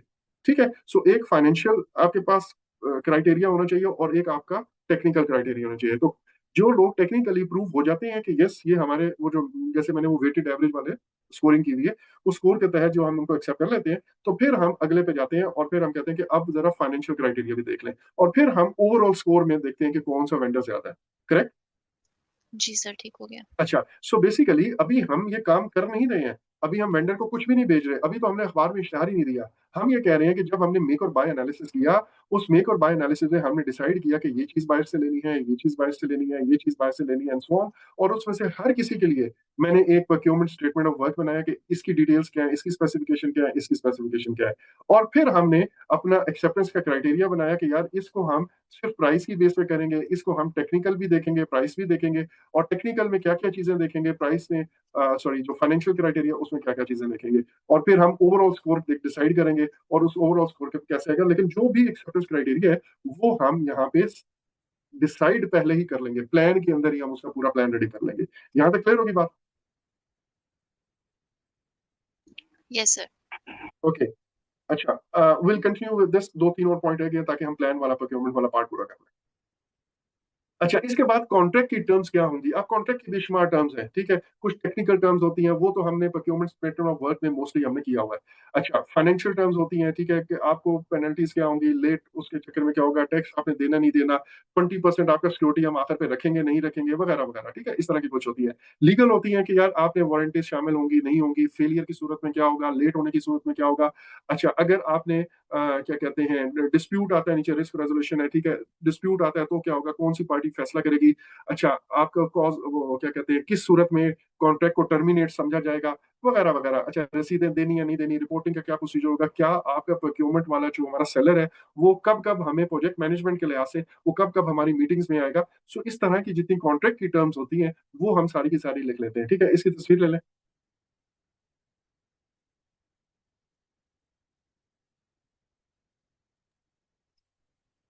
Password done? जी, जी। जाके अभी अभी टाइम है अभी। अच्छा, अब मैं आपको बता रहा हूँ कि ये वो बिड डॉक्यूमेंट्स हैं। बिड डॉक्यूमेंट्स क्या है? हमने हर प्रोक्योरमेंट जो करनी है, जो कुछ भी मंगवाना है, चाहे वो मटेरियल है, देखें जब मैं मटेरियल उसकी बात करता हूँ तो ये बड़ा ईज़ी है। ये ऐसे है कि स्पेक्स लिखी हुई है और आपने क्वांटिटी बता देनी है। लेकिन जो बड़ी चीज़ें हैं, वेबसाइट है या जो मुझे इस तरह के सॉल्यूशंस चाहिए, वो थोड़े-से कॉम्प्लेक्स होते हैं। अच्छा, अब इसमें से हर चीज़ के लिए जो प्रोक्योरमेंट स्टेटमेंट ऑफ वर्क है, मीन्स मुझे काम क्या करना है, उसका सिलेक्शन का क्राइटेरिया क्या होगा और जो कॉन्ट्रैक्ट की क्लॉजेस होंगी, ये तीनों चारों, इनको हम कहते हैं ये मेरे बिड डॉक्यूमेंट्स हैं। ठीक है? इन तीनों चारों को मिक्स करके मैं बिड डॉक्यूमेंट्स बनाता हूँ। अब बिड डॉक्यूमेंट्स क्या है? उनके डिफरेंट नाम, आपने आरएफपीज़ वगैरह के नाम सुने होंगे। Yes sir. ठीक है? ये वो बिड यस डॉक्यूमेंट्स सर। हैं, इनकी डिटेल हम मंडे को पढ़ेंगे बिकॉज़ इनमें से हर एक एक डिटेल माँगता है। लेकिन depending upon the type of procurement जो हम करने जा रहे हैं, कुछ के लिए हम आरएफक्यू बनाते हैं, कुछ के लिए हम आरएफपी बनाते हैं, कुछ के लिए मे बी आरएफबी बनाएँ, राइट? बाज़ जगहों पे हम एक्सप्रेशन ऑफ इंटरेस्ट पहले ले लेते हैं और बाज़ जगहों पे हम आरएफआई भी मंगवाते हैं। लेकिन ये जो डॉक्यूमेंट्स हैं, चाहे वो ईओआई है, आरएफक्यू है, आरएफपी है, इन सारों को हम बिड डॉक्यूमेंट्स कहते हैं या प्रोक्योरमेंट डॉक्यूमेंट्स कहते हैं। ये बात क्लियर होगी? Yes, sir. और यस सर। इन डॉक्यूमेंट्स में होता क्या कुछ है? Basically statement of work, criteria, contract की टर्म्स, ये सारी की सारी। लेकिन ओवरऑल अगर आप थीम समझें, अच्छा आप इसकी तस्वीर ले लें और फिर मैं एक चीज़ एक्सप्लेन करके विल कंक्लूड।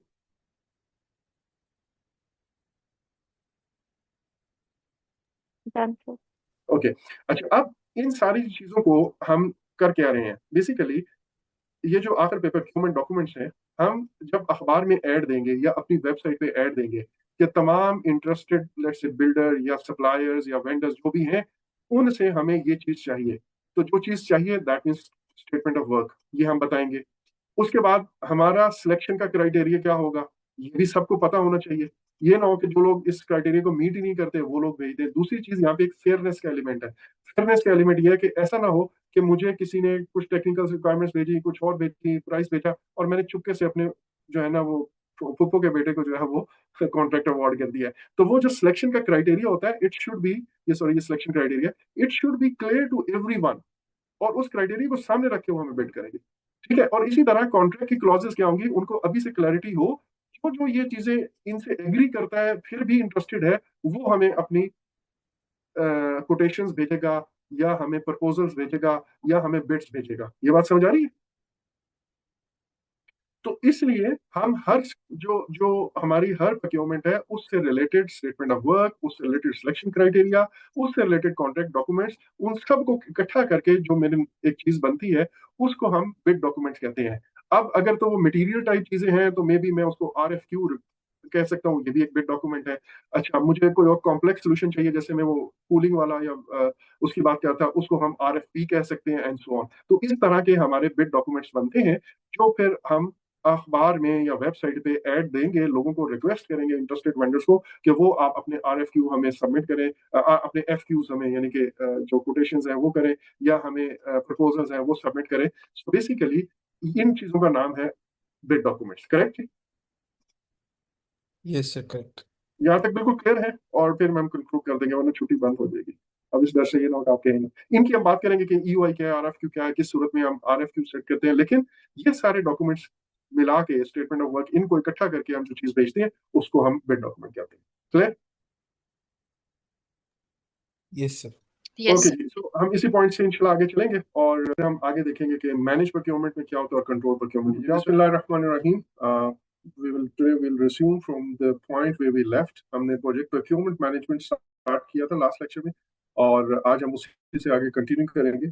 और मैंने आपको ये कहा था कि जो प्रोक्योरमेंट है उसको, उस टॉपिक को, लाइक जिस तरह मैंने लेक्चर्स में डिवाइड किया हुआ है, तो वो 3 मेजर एरियाज हैं जो हमने डिस्कस करने हैं। एक, हमें ओवरऑल जो प्रोक्योरमेंट होती कैसे है, उसके सारे प्रोसेसेस का फ्लो जो है वो समझ आना चाहिए, और ये पहली चीज थी जो हमने शुरू की। और हमने कहा था कि 3 मेजर प्रोसेसेस हैं जो प्रोक्योरमेंट में फॉल करते हैं। एक है प्लान प्रोक्योरमेंट, एक है मैनेज प्रोक्योरमेंट, और तीसरा जो है वो है कंट्रोल प्रोक्योरमेंट्स। और हमने प्लान प्रोक्योरमेंट ऑलमोस्ट खत्म कर लिया हुआ है, लेकिन आज हम उसको क्विकली गो थ्रू करेंगे, और 1 या 2 पॉइंट उसके रहते थे, वो भी हम इंशाल्लाह वहां से शुरू करेंगे। Then will enter the manage procurement, और फिर हम कंट्रोल प्रोक्योरमेंट आज ही कंट्रोल करेंगे इंशाल्लाह। अच्छा, इससे आपको ओवरऑल प्रोक्योरमेंट कैसे होती है ये समझ आ जाएगा। फिर जो दूसरा पार्ट है जो आज हम शुरू करेंगे, वो है डिफरेंट टाइप्स ऑफ कॉन्ट्रैक्ट्स, और उन टाइप्स ऑफ कॉन्ट्रैक्ट्स के बेसिस पे वो किन सर्कमस्टांसेस में वो कॉन्ट्रैक्ट्स करना बेहतर है, किस में करना वो खतरनाक हो सकता है। और फिर उन कॉन्ट्रैक्ट्स में जो कैलकुलेशंस इन्वॉल्व हैं, कि हम अपने कॉन्ट्रैक्ट की जो ओवरऑल फाइनल प्राइस है वो कैसे इस्टेब्लिश करते हैं, वो कुछ कैलकुलेशंस हैं। और फिर जो तीसरा पार्ट है वो शायद हम आज ना कर सकें, वो कल करेंगे, but that is just like introduction to different terminologies जो हम इसमें देखते हैं, जो प्रोक्योरमेंट या कॉन्ट्रैक्ट की लैंग्वेज में यूज होती है। जैसे आपने एक नॉन डिस्क्लोजर एग्रीमेंट की बात सुनी होगी कभी, एक टर्म यूज होती है स्टैंडर्ड कॉन्ट्रैक्ट, और इस तरह की जो चीजें हैं। सो हम उन टर्मिनोलॉजीज को या उन एलिमेंट्स को जो डिस्कस करेंगे, ताकि हमारा सारा जो प्रोक्योरमेंट का ओवरऑल टॉपिक है वो वहां पे कंक्लूड हो जाएगा। And then obviously it will be followed by project risk management. That would be our last knowledge area, inshallah. So let's start, or let's resume from the point where we left in the last class. अच्छा, ये just to give you an overview, हमने plan procurement management में एक बात की थी कि हम एक मेक और बाय डिसीजन करते हैं। और ये मेक और बाय डिसीजन प्लानिंग में कहाँ पे होता है? प्लानिंग के, अगर हम ओवरऑल प्लानिंग देखें, कि हम अपनी रिक्वायरमेंट्स गैदर कर लेते हैं, और उन रिक्वायरमेंट्स को इकट्ठा करके फिर हम ये देखते हैं कि यार हमें जो स्कोप है, हमारा ओवरऑल प्रोजेक्ट का स्कोप है, उसमें से क्या क्या चीजें खुद बनानी है और क्या क्या चीजें हम आउटसोर्स करेंगे। अच्छा, इसी से रिलेटेड बाद में जब आप एक्टिविटीज लेवल पे जाते हैं, आप शुरू में आपने डिसाइड कर लिया कि यार ये चीजें मुझे बाहर से प्रोक्योर करनी है। अच्छा, उसमें आप ज्यादातर यही होता है कि जो आपका ओवरऑल वर्क पैकेज है वो आप आउटसोर्स कर देते हो। अच्छा, इसी के साथ आगे जब एक्टिविटीज लेवल पे आप जाते हैं, तो रिसोर्सेज की रिक्वायरमेंट कैलकुलेट करते हैं, और रिसोर्सेज की रिक्वायरमेंट में अगर कुछ ऐसी रिसोर्सेज हैं जो हमारे विद इन ऑर्गेनाइजेशन हम नहीं ले रहे, तो हमें वो बाहर से प्रोक्योर करनी पड़ती है। एंड ऑब्वियसली इसके अंदर हमें क्वांटिटी ऑफ रिसोर्सेज और ग्रेड ऑफ रिसोर्सेज दोनों चाहिए, यानी कि क्वालिटी जो हम मेंटेन करते हैं वो वाला इनपुट भी हमें चाहिए होगा। सो ये मेन मेजर 3 एरियाज हैं जहां से ये चीज ट्रिगर होती है और हम मेक और बाय डिसीजन करते हैं। फिर एक और एलिमेंट आता है प्रोजेक्ट रिस्क मैनेजमेंट का, कि हम जब रिस्क एनालिसिस पूरा करते हैं तो उसमें हम बहुत सारी चीजें ऐसी डिसाइड करते हैं कि यार लेट्स से हमारे यहाँ जो हमने काम खुद करना था उसमें ये चीज रिस्क इन्वॉल्व है, या हम जब स्केड्यूल कंप्रेशन से रिलेटेड, अगेन वो उसमें रिस्क होता है कि हमारे डिलेज आ रहे होते हैं, तो हम ये कहते हैं कि यार इस काम को हम आउटसोर्स कर लें just to save our time. तो ऐसी रीजंस की वजह से हमारा प्रोक्योरमेंट का नॉलेज एरिया ट्रिगर होता है, या कुछ प्रोक्योरमेंट्स के बारे में हम डिसाइड करते हैं। फिर हम एक प्रोजेक्ट जो प्रोक्योरमेंट मैनेजमेंट प्लान बनाते हैं, एक प्रोक्योरमेंट स्ट्रैटेजी होती है, इसमें डिफरेंट टाइप ऑफ कॉन्ट्रैक्ट्स हम क्या यूज करेंगे, हमारी स्ट्रैटेजी ओवरऑल क्या होगी, प्रोक्योरमेंट की टाइमिंग क्या होगी एंड ऑल दैट। अच्छा, फिर हम एक प्रोक्योरमेंट स्टेटमेंट ऑफ वर्क बनाते हैं for all of the procurements. Let's say हमने मटेरियल भी लेना है, हमने सर्विसेज भी लेनी है, और जो कुछ हमने लेना है बाय से, उन सब की अलग अलग एक प्रोक्योरमेंट स्टेटमेंट वर्क बनेगी। दैट एक्चुअली मींस कि हमें क्या चीज लेनी है, या क्या सर्विस लेनी है, या क्या काम करवाना है। और वो प्रोक्योरमेंट स्टेटमेंट वर्क जब हमारे पास बन जाती है, तो उसके बाद हम ये देखते हैं कि यार अब हम अखबार में जब ऐड देंगे लेटर ऑन, तो डिफरेंट लोगों, और उन्हें हम ये कहेंगे कि हमें ये वाला काम करवाना है, तो वो हम बहुत सारे लोग उस पर अप्लाई करेंगे, या बहुत सारे लोग अपनी बिड्स जमा कराएंगे, या बहुत सारे लोग अपने प्रपोजल जमा कराएंगे कि हम आपका ये काम करके देते हैं और इतने में करके देते हैं। तो फिर उस वक्त हम किन बेसिस पे उन लोगों को सिलेक्ट करेंगे? क्या सिर्फ प्राइस की बेस पे सिलेक्ट करना है, या और प्राइस के साथ मुझे कुछ और फाइनेंशियल एस्पेक्ट्स देखने हैं? उस ऑर्गेनाइजेशन जो बिड कर रहा है, उसका अपना फाइनेंशियल मसल कितना है, क्या वो इतना बड़ा ऑर्डर हैंडल भी कर सकेंगे या नहीं कर सकेंगे, एंड सो ऑन। और दूसरा, इसके अलावा हम ये भी देखते हैं कि टेक्निकल रिक्वायरमेंट अगर है, कोई टेक्निकल क्राइटेरिया हमने रखना है, तो वो भी हम यहाँ पे फाइनलाइज करेंगे। अच्छा, उसके बाद हम अपने कॉन्ट्रैक्ट की टर्म्स जो हैं वो बनाते हैं। अभी हमारा कोई कॉन्ट्रैक्ट नहीं हो रहा, लेकिन हमने प्लान कर लिया कि जब हम मटेरियल्स लेंगे, तो मटेरियल्स की क्वांटिटी इतनी होगी, और उस पर टोटल जो उसकी रिक्वायरमेंट है वो उस प्रोक्योरमेंट स्टेटमेंट ऑफ वर्क में रख दिया। फिर किन बेसिस पे हमने मटेरियल लेना है, इसी तरह सर्विसेज किन बेसिस पे लेंगे, सिलेक्शन हमारी क्या होगी, बिल्डर जब कोर्ट्स करेंगे, अपने कोर्ट सबमिट करेंगे। और फिर हम उनके साथ जब कॉन्ट्रैक्ट करेंगे, तो उन कॉन्ट्रैक्ट में कोई स्पेशल क्लॉजेज जो है वो कौन कौन सी हमने ऐड करनी है, तो हम एक रफ ड्राफ्ट जो है वो सारों का बना लेते हैं। अच्छा, फिर अब हमारे पास आएंगे bid documents. Bid documents basically क्या है? बिड डॉक्यूमेंट्स जो है ये हम ये सारी चीजें इसमें कंबाइन कर देते हैं कि मुझे ये काम करवाना है, और इन बेसिस में मैं लोगों को सिलेक्ट करूंगा, और इन कॉन्ट्रैक्ट की टर्म्स में मुझे काम करवाना है। तो ये तीनों मिला के मैं अपने बिड डॉक्यूमेंट्स में डाल देता हूँ। और दैट मीन्स कि मुझे जो जो चीज खरीदनी है, लेट्स से मुझे यहाँ पे जो है वो स्टील जो है वो अच्छा खासा खरीदना है अपने प्रोजेक्ट के लिए, लेट्स से मुझे सीमेंट है वो अच्छा खासा खरीदना है अपने प्रोजेक्ट के लिए, ये मटेरियल कैटेगरी में फिलहाल हम कर लेते हैं। और इसी तरह हमें कोई डिजाइन या आर्किटेक्ट जो है वो उसकी सर्विसेज भी चाहिए, और ये काम हम आउटसोर्स कर रहे होंगे मे बी, ठीक है, तो ये यहाँ पे आ जाएगा। तो अब इसमें से हर किसी के लिए अपनी रिक्वायरमेंट्स जो है वो हम देखेंगे। That means statement of work कि क्या काम करवाना है, और कितनी क्वांटिटी में चीजें लेनी है।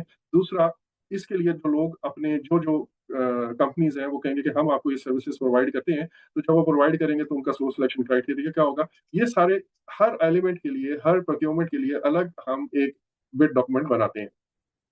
और ये बिड डॉक्यूमेंट फिर जब जब टाइम आएगा, जब हम एग्जीक्यूशन में जाएंगे और हमें पता होगा कि यार नाउ इज द टाइम। अब ये टाइम का आप कैसे डिसाइड करते हो? टाइम का आप ऐसे डिसाइड करते हो कि यार लेट्स से ये मेरा एक प्रोजेक्ट है और इसने 3 साल चलना है, ठीक है, और मुझे कोई खास चीज है, वो लेट्स से सेकेंड ईयर जब खत्म होता है और थर्ड ईयर यहाँ पे शुरू होता है, इस जगह पे मुझे चाहिए। तो मुझे ये लगता है कि यार इस चीज को, जो भी कंपनी को जिसको मैं इतना ऑर्डर दूंगा, उसको बनाने में 2 से 3 महीने लगते हैं। तो मैं 3 महीने यहाँ से पीछे आ गया, लेट्स से मैं आ गया यहाँ पे अक्टूबर में। तो अक्टूबर में अगर मैं उनको ऑर्डर प्लेस करूं, तो उनको 3 महीने लगेंगे वो चीज रेडी करने में, और वो रेडी करके फिर मुझे देंगे। अच्छा, और इसका मतलब है कि 3 महीने पहले तक ऑर्डर हो जाना चाहिए। इसका मतलब ये है कि 3 महीने पहले तक कॉन्ट्रैक्ट साइन हो जाना चाहिए हमारा और उनका। अच्छा, अब कॉन्ट्रैक्ट साइन करने से पहले भी कुछ काम होते हैं जो अभी हम आगे पढ़ेंगे थोड़ी देर में, लेकिन यहाँ पे एक एलिमेंट होता है बिड ओपनिंग का। इसका मतलब ये है कि जब बहुत सारी कंपनीज जो है वो अपनी बिड्स जमा कराएंगी, वो अपने प्रपोजल जमा कराएंगी कि हम आपका ये काम इतने में करके देते हैं, और हमें ये खसूसियात हैं, और हमें ये सुखाव के ऊपर लगे हुए हैं, तो आप हमें हमसे ये पैसा काम करवाएं। तो वो जो बिड अपनी जमा कराते हैं, तो उनको हम यहाँ पे ओपन करते हैं। ओपन करने के बाद उस बिड को हम एवेलुएट करते हैं। जैसे हम कंपेयर करेंगे कि किसमें कीमत कम है, टेक्नोलॉजीज वाइज कौन से अच्छा रहता है, किसी की वारंटी ज्यादा होगी, मे बी किसी का आफ्टर सेल सर्विसेज अच्छी होगी, एंड सो ऑन। तो उस, या किसी की पास्ट ट्रैक जो है हिस्ट्री अच्छी होगी, तो उस बेस पे मैं अब इन बिड्स में से जो है कुछ 1 या 2 या 3 लोगों को, जो टॉप वाले वेंडर्स हैं, उनको सिलेक्ट करूंगा, सिलेक्ट नहीं करूंगा, उनको शॉर्टलिस्ट करूंगा, और उन वेंडर से मैं नेगोशिएशंस करूंगा। फिर जो नेगोशिएशन में मेरे टर्म्स पे सबसे ज्यादा क्लोज रहेगा, ये मुझे सूट करेगा, उसको मैं कॉन्ट्रैक्ट दूंगा। सो इसका मतलब यह है कि इस कॉन्ट्रैक्ट साइन होने से पहले मुझे इतना टाइम अलाउ करना है कि बिड ओपनिंग भी हो जाए, एनालिसिस भी हो जाए, लोगों से नेगोशिएशन भी हो जाए। और बाज़ दफा ऐसा होता है कि आप जिसको शॉर्टलिस्ट करते हो, जो टॉप मोस्ट वेंडर होता है, वो किसी एक क्लॉज पे ऐसा आके फंस जाता है कि वो कहता है कि यार मुझे ये नहीं करना, इस तरह ना, मतलब आपके साथ हम इस टर्म पे हम नहीं कॉम्प्रोमाइज कर सकते।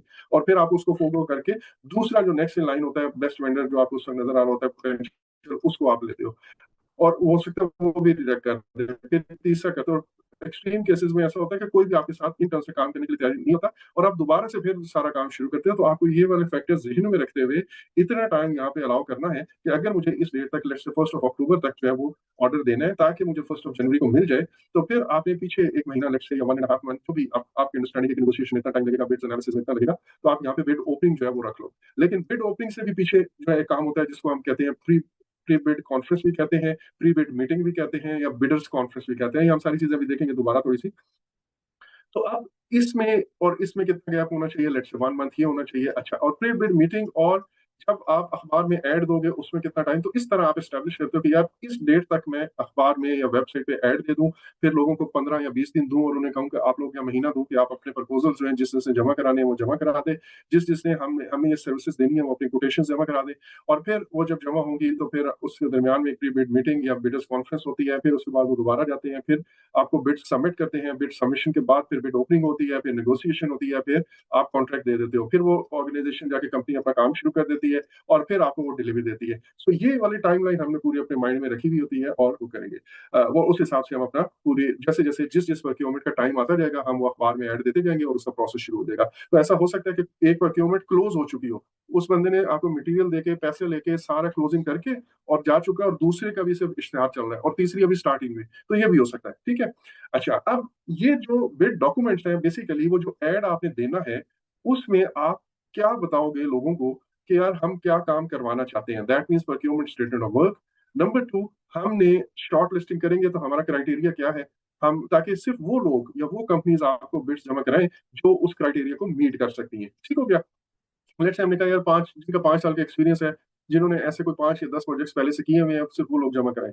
तो अब ये हमें क्राइटेरिया मेंशन करना पड़ेगा ताकि सिर्फ वही लोग हमें अपनी बिड्स जब कराएं, जो कंडीशंस क्या होंगी, तो वो हमने कॉन्ट्रैक्ट की टर्म्स एंड कंडीशंस भी इसी इश्तिहार के अंदर, इसी एडवर्टाइजमेंट के अंदर कर दिया। और ये जो एडवर्टाइजमेंट है इसको हम बिड डॉक्यूमेंट कह रहे हैं कि हम एक सारी ऑर्गेनाइजेशन को ये इन्फॉर्म करना चाह रहे हैं कि भाई हमें ये चीज बनवानी है, इन टर्म्स में बनवानी है, इन डेट्स में बनवानी है, और ये हमारा सिलेक्शन का क्राइटेरिया होगा।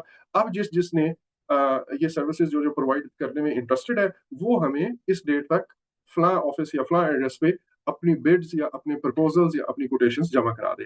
तो ये जो हमने ऐड बनाया है या ये जो डॉक्यूमेंट है इसको हम बिड डॉक्यूमेंट कहते हैं। अब इस बिड डॉक्यूमेंट्स की डिफरेंट टाइप्स हैं। टाइप से मुराद ये है कि उनके डिफरेंट नाम है और वो नाम डिपेंड करता है, इनफैक्ट ये टाइप डिपेंड करती है कि हम किस टाइप की चीज मंगवा रहे हैं या किस टाइप की चीज परचेज कर रहे हैं। अब मैं आपको एक दो एग्जांपल्स देता हूँ, उससे आपको अंदाजा होगा कि टाइप से क्या मुराद है। देखें, एक तो ये है कि मुझे सिंपल स्पेसिफिक, बिल्कुल स्पेसिफिक एक चीज चाहिए जिसका मुझे पता है, और मैं कहता हूँ, लेट्स से मैं ये कहता हूँ कि मुझे कैनविड का 1.5 इंच का फ्ला मॉडल जो है 1.5 टन एसी स्प्लिट एसी चाहिए, और मुझे चाहिए 200 नंबर। ठीक है। और ये वाला कैनविड का भी ये वाला मॉडल चाहिए। अच्छा, अब इसका मतलब ये है कि मैंने स्पेक्स और सारा होमवर्क किया हुआ है, स्पेसिफिकली मुझे एक मॉडल चाहिए। तो इसका मतलब मैं अभी किसी से भी लूं, it will not matter. The only thing that would matter वो ये है कि वो रिलायबल हो, वो ऑथराइज्ड डीलर हो, लेट्स से इस तरह की कोई चीज तो होगी, लेकिन उसकी कोई हिस्ट्री हो, पास्ट रिकॉर्ड हो, और वो इतना बड़ा ऑर्डर अरेंज भी कर सकता हो टाइम पे एंड सो ऑन।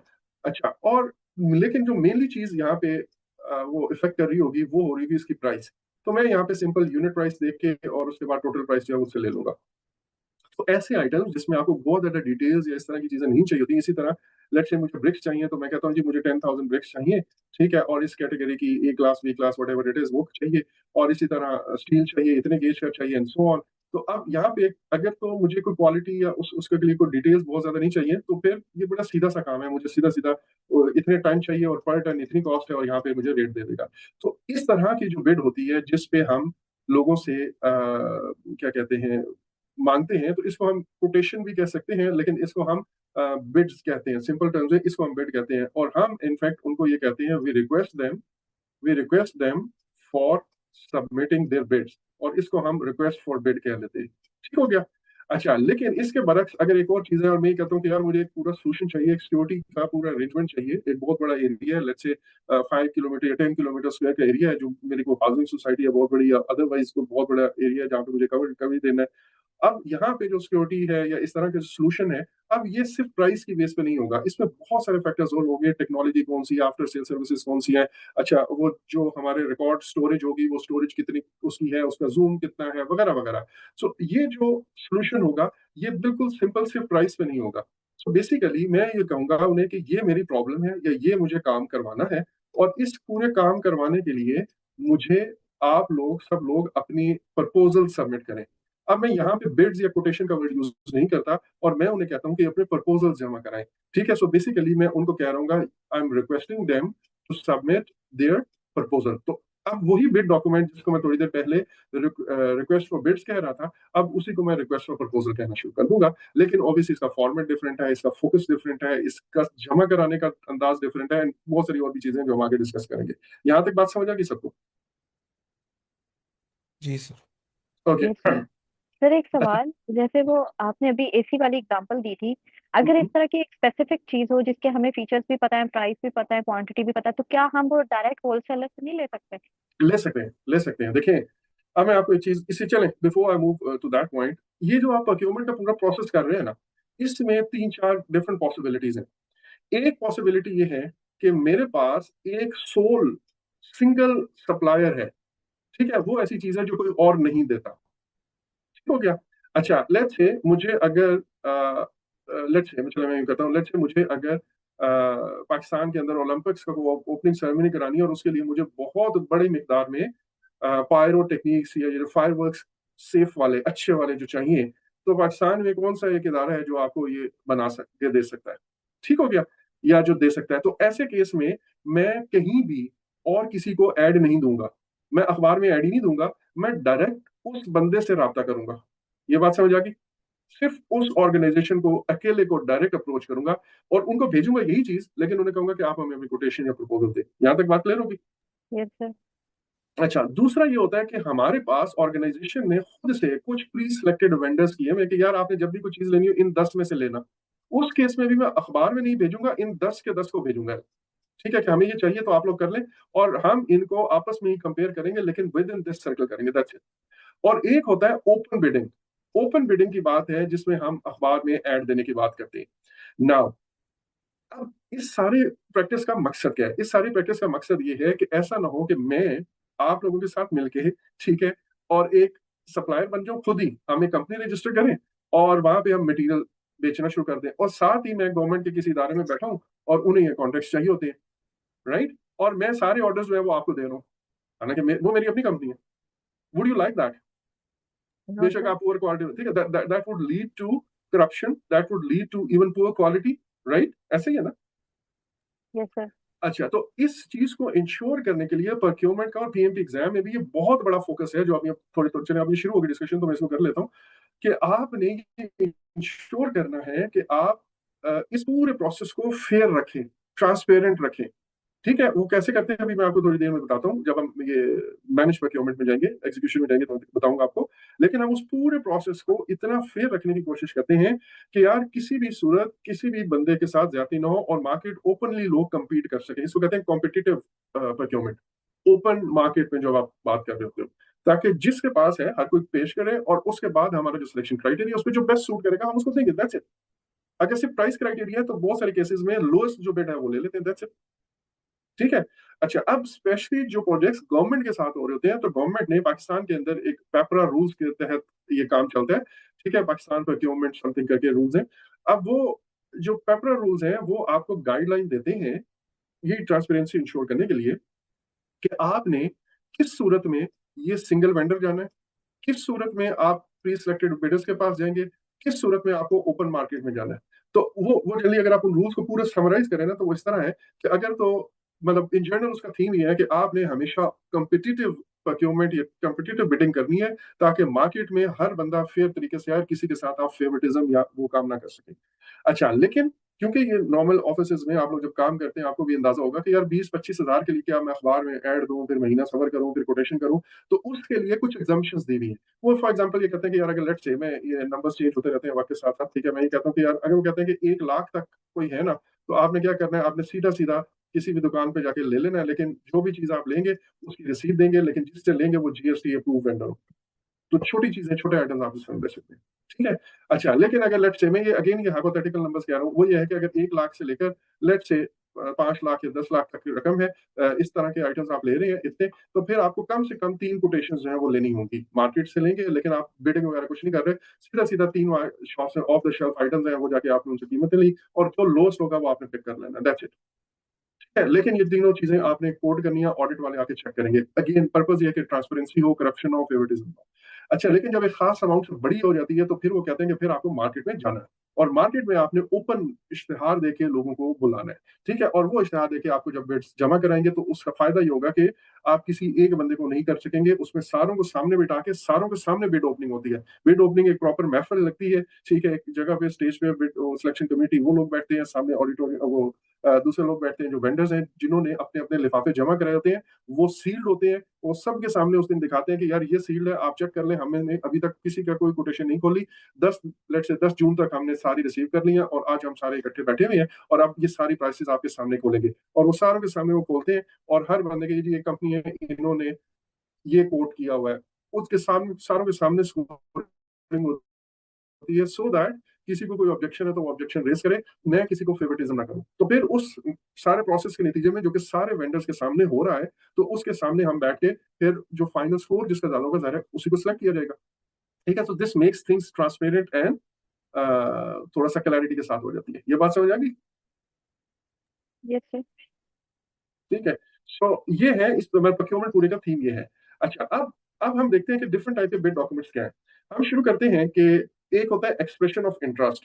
अच्छा, एक चीज और, ये काइंडली इसकी तस्वीर ले लीजिएगा बिकॉज स्पेशली ये जो लास्ट वाला है ना, रिक्वेस्ट फॉर इंफॉर्मेशन, एक्चुअली में इसके 2-3 मीनिंग यूज होते हैं, डिफरेंट कॉन्टेक्स्ट में यूज होते हैं, और लेकिन जो ग्लोबली यूज हो रहा है वो ये वाला है।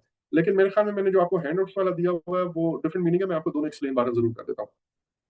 अच्छा, लेकिन मैं पहले एक्सप्रेशन ऑफ इंटरेस्ट की बात करता हूँ। पाकिस्तान में ज्यादा एक्सप्रेशन ऑफ इंटरेस्ट कहता है। आप इस लेक्चर के बाद या किसी भी टाइम आप एक दफा गूगल कीजिएगा एक्सप्रेशन ऑफ इंटरेस्ट की। अच्छा, अब इस केस में ये हम तब करते हैं कि जब मुझे ये अंदाजा ना हो या ये क्लैरिटी ना हो कि क्या जो चीज मुझे चाहिए, इस ये चीज सप्लाई करने वाले मार्केट में कोई है भी सही या नहीं। मुझे कोई ऐसी चीज चाहिए जो मुझे नहीं पता कि वो है। फॉर एग्जाम्पल, मुझे अगर स्कूबा डाइविंग के कुछ स्पेसिफिक इक्विपमेंट्स जो है वो चाहिए, तो क्या मुझे यहाँ पे मिल जाएंगे या नहीं मिलेंगे, आई एम नॉट श्योर। तो मैं नहीं चाहता कि यार लास्ट स्टेज पे कोई ऐसा प्रॉब्लम आए, या मुझे चेयर लिफ्ट जो है वो एक अपना वो प्रोजेक्ट है जो टूरिज्म का प्रोजेक्ट है और वहाँ पे चेयर लिफ्ट जो है वो करनी है, और मॉडर्न केबल कार है या समथिंग लाइक दैट, तो क्या पाकिस्तान में कहीं से मिल भी जाएगा या नहीं मिल जाएगा। तो इस केस में हम ये करते हैं कि पहले वेल इन टाइम एक एक्सप्रेशन ऑफ इंटरेस्ट जो है वो लोगों से मांग लेते हैं कि अगर आप लोग इंटरेस्टेड हो इस चीज के देने में। अगेन वो चीज क्या है, वो ये प्रोक्योरमेंट स्टेटमेंट ऑफ वर्क है, वो सोर्स सिलेक्शन क्राइटेरिया है और ये है। तो उस वक्त इतनी डिटेल नहीं होती, लेकिन काम जो करवाना है वो आप लाजमी बताते हैं। और आप ये कहते हैं कि तमाम वो लोग जो इस चीज में इंटरेस्टेड होंगे वो काइंडली अपनी कंपनी का नाम और ये चीजें हमें जमा करा दें इस डेट तक, और फिर हम आपको बाद में रिक्वेस्ट जो हम आपसे बाद में प्रपोजल भी मांगेंगे, लेकिन ये प्रपोजल फिर अखबार में ओपन नहीं होगा। ये सिर्फ उन लोगों से होगा जो लोग अपना इंटरेस्ट जो है इसमें शो करेंगे। तो ये इसका फायदा ये होता है कि मुझे अगर लक्ष्य मैंने 3-4 महीने पहले ये काम शुरू कर दिया, तो मुझे मार्केट में जब मैंने किया और मुझे कोई रिस्पॉन्स ही नहीं आया, तो इसका मतलब है यहाँ पे कोई भी बंदा इंटरेस्टेड नहीं है ये चीज देने में, या ये चीज एग्जिस्ट ही नहीं कर रही। तो मैं फिर वेल इन टाइम जो है वो कर लेता हूँ, इसको फिर मैं मे भी ग्लोबल लेवल पर ढूंढना शुरू कर देता हूँ। तो ये आप एक्सप्रेशन ऑफ इंटरेस्ट ऐसी जगहों पे मांगते हैं जहाँ पे आपको थोड़ी डाउट होता है कि या आप सेफ करना चाह रहे होते हैं कि यार वो तमाम लोग जो इंटरेस्टेड हैं उनको ही मैं कॉल करूंगा बाद में, लेकिन कम से कम मुझे कंफर्म हो जाए कि कौन कौन लोग इसमें इंटरेस्टेड होंगे। ये बात समझ आ गई? जी सर। ठीक अच्छा, है। जो RFI है ना, वो भी ऑलमोस्ट इसी तरह है। उसमें भी बेसिकली बहुत दफा तो ऐसा होता है कि जो आपके बायर है जिसने ये सर्विसेज लेनी है उसको कुछ चीजों के बारे में क्लैरिटी नहीं होती। जैसे मुझे इस बारे में क्लैरिटी नहीं है, लेट्स से कि केबल कार का क्या निजाम होता है, पावर कैसे होती है वगैरह वगैरह। तो मैं उस बारे में इंफॉर्मेशन लेना चाह रहा हूँ, उस बारे में लर्निंग करना चाह रहा हूँ, और मुझे ये भी समझ आ जाए कि जब वो मेरे पास सोल्यूशंस आते हैं ना, तो हम उनके उनसे प्रेजेंटेशंस ले सकते हैं। हम उनको कहते हैं कि अच्छा यार सब लोग आए और बताएं क्या है। तो एक अगर कंपनी आके अपने आप को प्रेजेंट करती है कि हम ये चीजें दे रहे हैं, और उसका ये फीचर है, वारंटी इतनी है, और आपने वो मतलब they put it like this कि आपको मार्केट में और भी मिल जाएगा, लेकिन उसमें प्रॉब्लम ये है कि उसके जो पार्ट्स हैं वो फलान जगह से आते हैं, वो महंगे हैं एंड सो ऑन। दूसरा आएगा वो कुछ और बताएगा, तीसरा आएगा कुछ और बताएगा, कि ऑर्गेनाइजेशन की एक लर्निंग हो जाएगी। अब जब ऑर्गेनाइजेशन को सारी चीजें समझ आ गई, अब वो बैठ के अपना रिक्वायरमेंट्स बना सकते हैं। पहले तो उनको पता ही नहीं था, तो आप वो स्पेसिफिकली लिख सकते हैं कि यार उसमें आफ्टर सेल सर्विसेज ये हो, पार्ट्स जो है वो लोकल अवेलेबल हो। अब उन्होंने लर्निंग कर ली हुई है, तो उस केस के लिए RFI इशू होता है। ये बात समझ आ गई? अच्छा, सो ये EOI का ही एक एक फॉर्म कह लें, किसी हद तक है, लेकिन इसमें हमें मेन फोकस हमारा वो होता है। लेकिन पाकिस्तान में आप EOI के थ्रू भी वो वाली चीज गेन कर सकते हो, ठीक है, वही इन्फॉर्मेशन। और बाद में अगर आपको कोई एडिशनल इन्फॉर्मेशन चाहिए तो उसके लिए आप रिक्वेस्ट फॉर इन्फॉर्मेशन कर सकते हो। सो ये दोनों कॉन्टेक्स्ट में यूज होती है। लेकिन इन जनरल जैसे मैंने कहा कि आप इसको, जो मैंने अभी आपको स्पेसिफिक मीनिंग बताया कि आपको एडिशनल इन्फॉर्मेशन जब चाहिए होती है, तो वो RFQ के बाद हो या पहले हो, इट हार्डली मैटर्स। करेक्ट, ज्यादातर पहले होगी। फिर यहां तक बात समझ आ गई? Yes sir. अच्छा, अब ये तो हो गए जिसमें हम चीज कुछ नहीं ले रहे और इन्फॉर्मेशन ही इकट्ठी कर रहे हैं, इन दोनों दिनों में, ठीक है। अब आते हैं जो बाकी तीन है जिसमें एक्चुअल में हमें कोई आइटम चाहिए। तो एक होता है रिक्वेस्ट फॉर कोटेशन, इसी का नाम रिक्वेस्ट फॉर बिड, मतलब अब कुछ लोग इसी को बिड भी कहते हैं, बिड अलग से भी है, लेकिन इसको बिड भी कहा जा सकता है, ठीक है। ये क्या है मैं अभी थोड़ी देर में फर्दर एक्सप्लेन करूंगा, लेकिन फॉर द टाइमिंग ये कह लें कि रिक्वेस्ट फॉर बिड भी इसी को कह सकते हैं, रिक्वेस्ट फॉर कोटेशन भी। अखबार में आपने टेंडर नोटिस सुना होगा, टेंडर भी इसी को कहते हैं, कोटेशन भी इसी को कहते हैं, रिक्वेस्ट फॉर बिड भी कहते हैं। अच्छा, अब ये उन आइटम्स के लिए होती है जो गुड्स हैं, स्टैंडर्ड कमर्शियल हैं, जैसे ईंटें, जैसे AC की अभी हमने एग्जांपल दी, और इसमें price is the main factor. ये कोई बहुत कॉम्प्लेक्स चीजें नहीं होती है। तो इसमें हम लोगों से कोटेशंस मांगते हैं। अब आप देखिए, कोटेशंस का मतलब यही है कि हमारा फोकस इज प्राइस। हमको बहुत कॉम्प्लेक्स सोल्यूशन की बात नहीं कर रहे, हम उनसे कोई प्रपोजल नहीं मांग रहे, हम उनसे सीधी सीधी कोटेशन मांग रहे, तो उसको हम रिक्वेस्ट फॉर कोटेशन कहते हैं। अच्छा, लेकिन अगर मैं कोई ऐसी चीज प्रोक्योर करना चाह रहा हूँ, जैसे अभी मैंने आपको केबल कार या उसकी एग्जांपल दी, उस केस के अंदर मुझे प्रॉपर प्रपोजल चाहिए होगा। अब वो प्रपोजल जो है, अगर मुझे उसमें क्लैरिटी नहीं है, तो मैं यकीनन उनको एक एक अपना वो क्या कहते हैं, RFI के थ्रू, रिक्वेस्ट फॉर इन्फॉर्मेशन के थ्रू, वो पहले इन्फॉर्मेशन गेन करूंगा। जब वो गेन हो जाएगी, फिर लोगों को कहूंगा कि अब आप लोग अपने प्रपोजल जमा करें।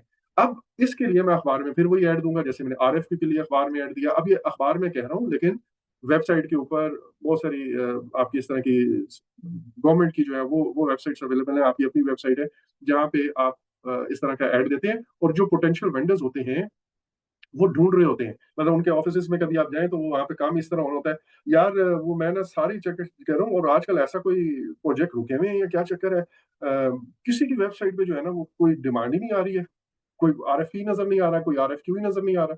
सो इसका मतलब है कि शायद मार्केट डाउन हुई है, ठीक है। और जब काम बहुत ज्यादा हो रहा था तो हर जगह से आपको डिमांड होती है, हमें सीमेंट चाहिए जी, हमें स्टील चाहिए, और हमें फलां चीज चाहिए, हमें फलां चीज चाहिए। ये बात समझ आ गई? Yes sir. ओके, सो आपने इनफैक्ट अपने अखबार में ऐड देना या वेबसाइट पे, whatever it is, but it is essentially an ad. तो वो ऐड है बेसिकली जिसमें आप RFQ, और ये दिस इज अ कॉम्बिनेशन, ये सारे बिट डॉक्यूमेंट्स हैं, और this is a combination of all these three जो मैंने आपको पहले बताया। अच्छा, अब एक हमने एक्सट्रीम डिस्कस की कि बिल्कुल प्लेन आइटम है जिसको सीधा सीधा आपने उसकी प्राइस लेनी है, और दूसरी आपको एक्सट्रीम मैंने बताई जिसमें आप प्रपोजल लेते हो, ठीक है। अच्छा, इन दोनों की अगर दरमियान की थोड़ी सी चीज है जिसमें किसी हद तक आपको कुछ टेक्निकल चीजें भी चाहिए और वो भी चाहिए, तो उस केस में आप रिक्वेस्ट फॉर बिड लेते हो, ठीक है। लेकिन generally speaking request for quotation और request for bid is almost same. PMP exam के लिए आप इन दोनों को सेम गिन सकते हैं। यहाँ तक clear? Yes sir. Okay, so this was all for your planning part. और हमने प्लानिंग के अंदर जो प्रोजेक्ट प्रोक्योरमेंट प्लान की, तो प्लानिंग के अंदर हमने सारे डॉक्यूमेंट्स जो है अपने रेडी करके रखे हुए हैं, और इस प्लान के अंदर हमें टाइमलाइन भी पता है कि किस वक्त टाइम आएगा, तो हम अब अखबार में ऐड दे देंगे, RFP दे देंगे, RFQ दे देंगे, फला मटेरियल के लिए इतने डेट को हमने देना है, फला के लिए इतने को देना है, एंड सो ऑन। तो वो अब आपका सारा प्लान, कॉन्ट्रैक्ट का ड्राफ्ट, एवरीथिंग इज रेडी। तो जब एग्जीक्यूशन शुरू होगी, जिस जिस वक्त पे टाइम आता जाएगा, तो आप वो अखबार में ऐड देंगे। फिर उस हिसाब से जो टाइम आपने लिखा होगा कि इस डेट तक अपने लोग अपनी कोटेशंस या प्रपोजल्स या बिड्स जमा करा दें, इस डेट तक हम उन बिड्स को ओपन कर लेंगे, फिर यहाँ पे हमारी नेगोशिएशन होगी, यहाँ पे हमारा कॉन्ट्रैक्ट होगा, एंड सो ऑन। तो वो आप है, जब एग्जीक्यूशन शुरू होती है उस वक्त आप ये काम करते हैं, लेकिन प्लान सारा रेडी कर लेते हैं। अच्छा, अब इस बिफोर आई मूव फॉरवर्ड, मैं I would like you to just recall something, कि आपने क्या किया था कि आपने वो जो प्लानिंग के स्टेप्स पढ़े थे जब रिक्वायरमेंट गैदरिंग हो गई थी, और ब्रेक डाउन करने से पहले, WBS बनाने से पहले, आपने ये कहा था कि मुझे ये पता होना चाहिए कि यार मैं कौन से आइटम खुद बनाऊंगा और कौन से बाय से लूंगा, यानी कि वो मेक और बाय डिसीजन किया था। अच्छा, और उस वक्त हमने कहा था कि आप अपने बिड डॉक्यूमेंट्स रेडी करेंगे। ये है वो बिड डॉक्यूमेंट्स, पहले आप ये चीजें बेसिकली रेडी कर लेते हैं, लेकिन इनको आप ओपन छोड़ते हैं। और फिर जब आप रिस्क एनालिसिस करते हैं, तो रिस्क एनालिसिस में फॉर एग्जांपल एक रिस्क है कि वेंडर टाइम पे पैसे नहीं देगा। सप्लाईज नहीं देगा, वो आपको मटेरियल लेट करेगा, लटकाएगा या वटेवर, या उस क्वालिटी की नहीं देगा। तो आप क्या कहते हो, आप कहते हो अच्छा इसको मिटिगेट करते हैं। मिटिगेट करने का तरीका ये है, अब आप रिस्पॉन्स प्लान कर रहे हैं, मिटिगेट करने का तरीका ये है कि हम अपने कॉन्ट्रैक्ट के अंदर एक फाइन या पेनल्टी या कोई सिक्योरिटी फी या कुछ ऐसा रख लेते हैं, और सोर्स सिलेक्शन क्राइटेरिया में ऐसा कर लेते हैं जो पुरानी एस्टेब्लिश्ड ऑर्गेनाइजेशन है, पाकिस्तान इंजीनियरिंग काउंसिल के साथ रजिस्टर्ड और समथिंग लाइक दैट। तो वो वाली क्लॉजेज जब हम एज अ रिस्क रिस्पॉन्स करते हैं, जस्ट टू इंश्योर के वेंडर कोई ऐसे भाग जाने वाले ना हो या हमें तंग करने वाले ना हो, तो फिर आपको याद होगा कि रिस्क के बाद जब गो बैक आइट्रेशन के बाद आप वापस जाते हैं, तो वहां पे दोबारा आके फाइनलाइज द प्रोक्योरमेंट डॉक्यूमेंट्स। आपको याद आ रही है ये चीज कोई ऐसी? जी सर। देख लीजिएगा, ठीक है, देख लीजिएगा, ऐसे ही है जो मैंने कहा। तो वो प्लानिंग में आप एक दफा देखिएगा, आपको नजर आ जाएगा। सो with this planning part is done. अब जब जब वक्त आएगा, जिस जिस प्रोक्योरमेंट का जो जो चीज हमने करनी है, तो पहला काम क्या होगा, हम एडवर्टाइजमेंट देंगे। और जैसे मैंने कहा कि एडवर्टाइजमेंट जो है वो पोटेंशियल वेंडर्स है, और इसको एक और भी कहते हैं, क्या कहते हैं, प्रोस्पेक्टिव वेंडर्स, राइट। जो पोटेंशियल वेंडर्स हैं या प्रोस्पेक्टिव वेंडर्स हैं, जो लाइक वो लाइकली आपके उसका रिस्पॉन्ड करेंगे, उनको इनवाइट करते हैं कि यार आप जो है हमें ये चीजें भेजें। अच्छा, it can be done through newspaper या ऑनलाइन। लेकिन मैंने आपको क्या कहा, ये है जब ओपन कॉम्पिटिटिव आप कर रहे हो। अगर आपने प्री सिलेक्टेड वेंडर्स किए हैं, तो फिर क्या होगा, अब आप अखबार में ऐड नहीं दोगे। आप उन, लेट्स से उन्होंने आपको 10 वेंडर्स जो है ना वो शॉर्टलिस्ट करके दिए हुए हैं, पहले ही और कंपनी ने शॉर्टलिस्ट किए हैं कि इन 10 वेंडर्स के अलावा आपने किसी से नहीं लिया। अब वो जो 10 वेंडर्स हैं, वो 10 वेंडर्स को आप डायरेक्ट भेजोगे, ठीक है, कि यार हमें ये कोटेशन चाहिए, तो हम अपनी तमाम 10 से 10 लोगों को ये भेज रहे हैं, और सब लोग जो है अपनी अपनी कोटेशन जमा कराएंगे और इस क्राइटेरिया के मुताबिक हम सिलेक्ट करेंगे। अच्छा, लेकिन अगर एक ही सप्लायर हो, उसका सोल सप्लायर हो, ठीक है, तो फिर जाहिर है आपको वो प्री सिलेक्टेड को भी नहीं भेजना, फिर सिर्फ एक ही बंदे को देना है जो पूरी दुनिया में आपको वो एक ही बंदा प्रोवाइड कर रहा है।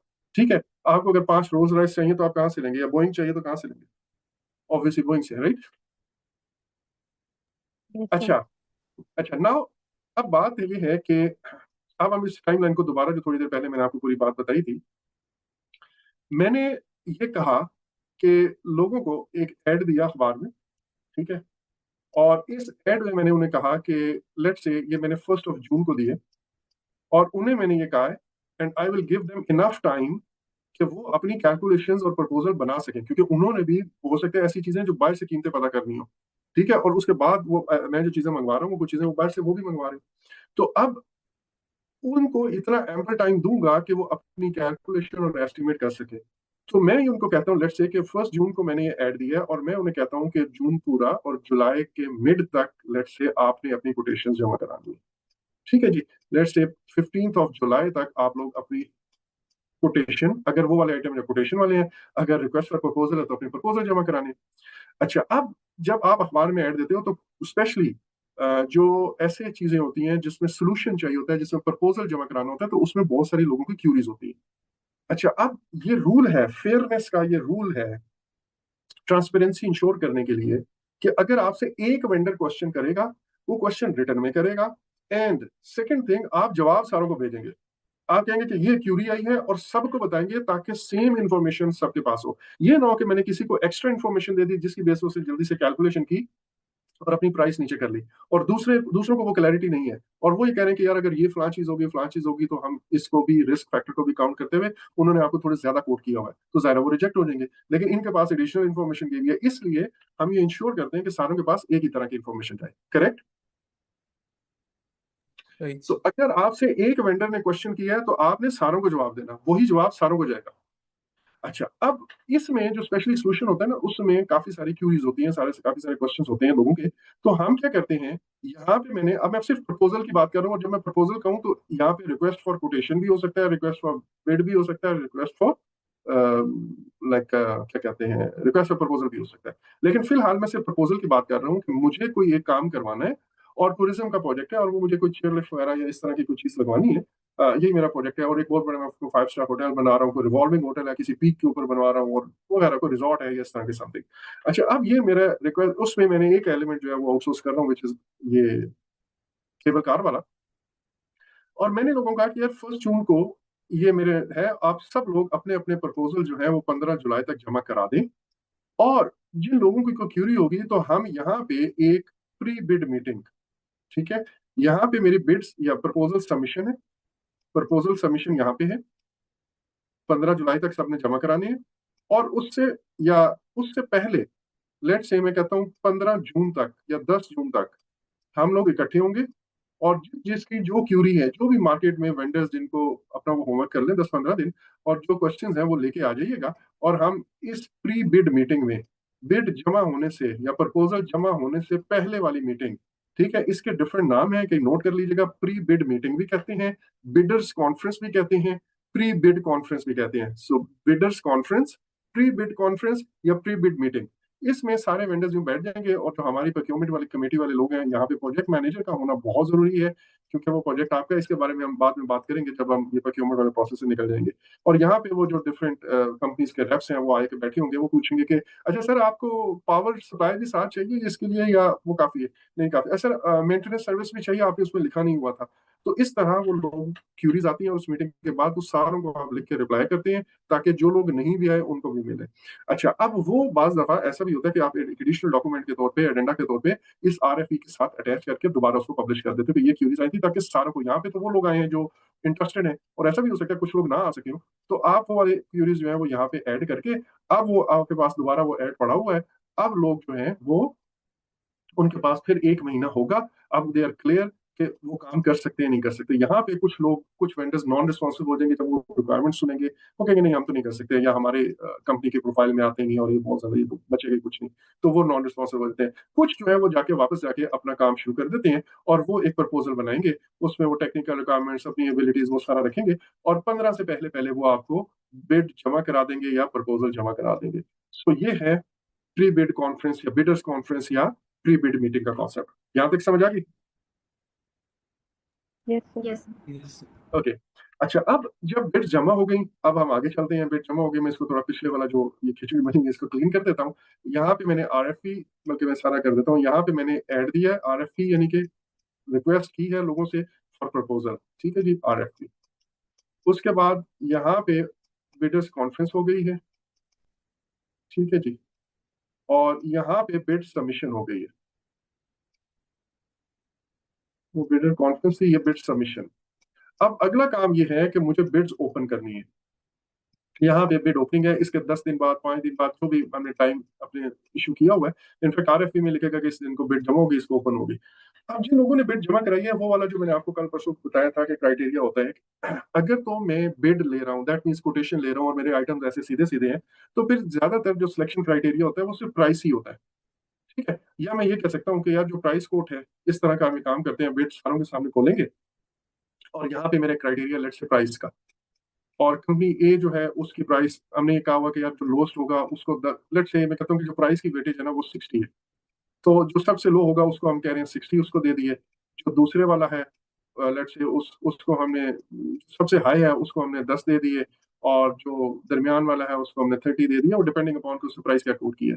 फिर हमने कहा कि यार उनका जो पिछले साल का प्रॉफिट एंड लॉस स्टेटमेंट है वो कितना है, उनका पिछला टैक्स कितना है, 2020 उसका है, ताकि एक ऐसी कंपनी को दें जो स्टैब्लिश्ड है, जो अच्छा प्रॉफिट कमा रही है, तो इसका मतलब ये है कि वो हमारे बड़े ऑर्डर्स को हैंडल कर लेगी, और उस हिसाब से लेट्स से इसका 10 है, इसका 5 है, या वट एवर, वो करके फिर जो टोटल स्कोर जिस कंपनी का होगा, इसको कंपैरेटिव स्टेटमेंट कहते हैं, वो उस कंपनी को हम शॉर्टलिस्ट करेंगे। तो वो जो प्रोस्पेक्टिव वेंडर्स थे, अब उनमें से कुछ सिलेक्टेड वेंडर्स होंगे, शॉर्टलिस्टेड वेंडर्स, सॉरी, उनमें से कुछ शॉर्टलिस्ट हो जाएंगे।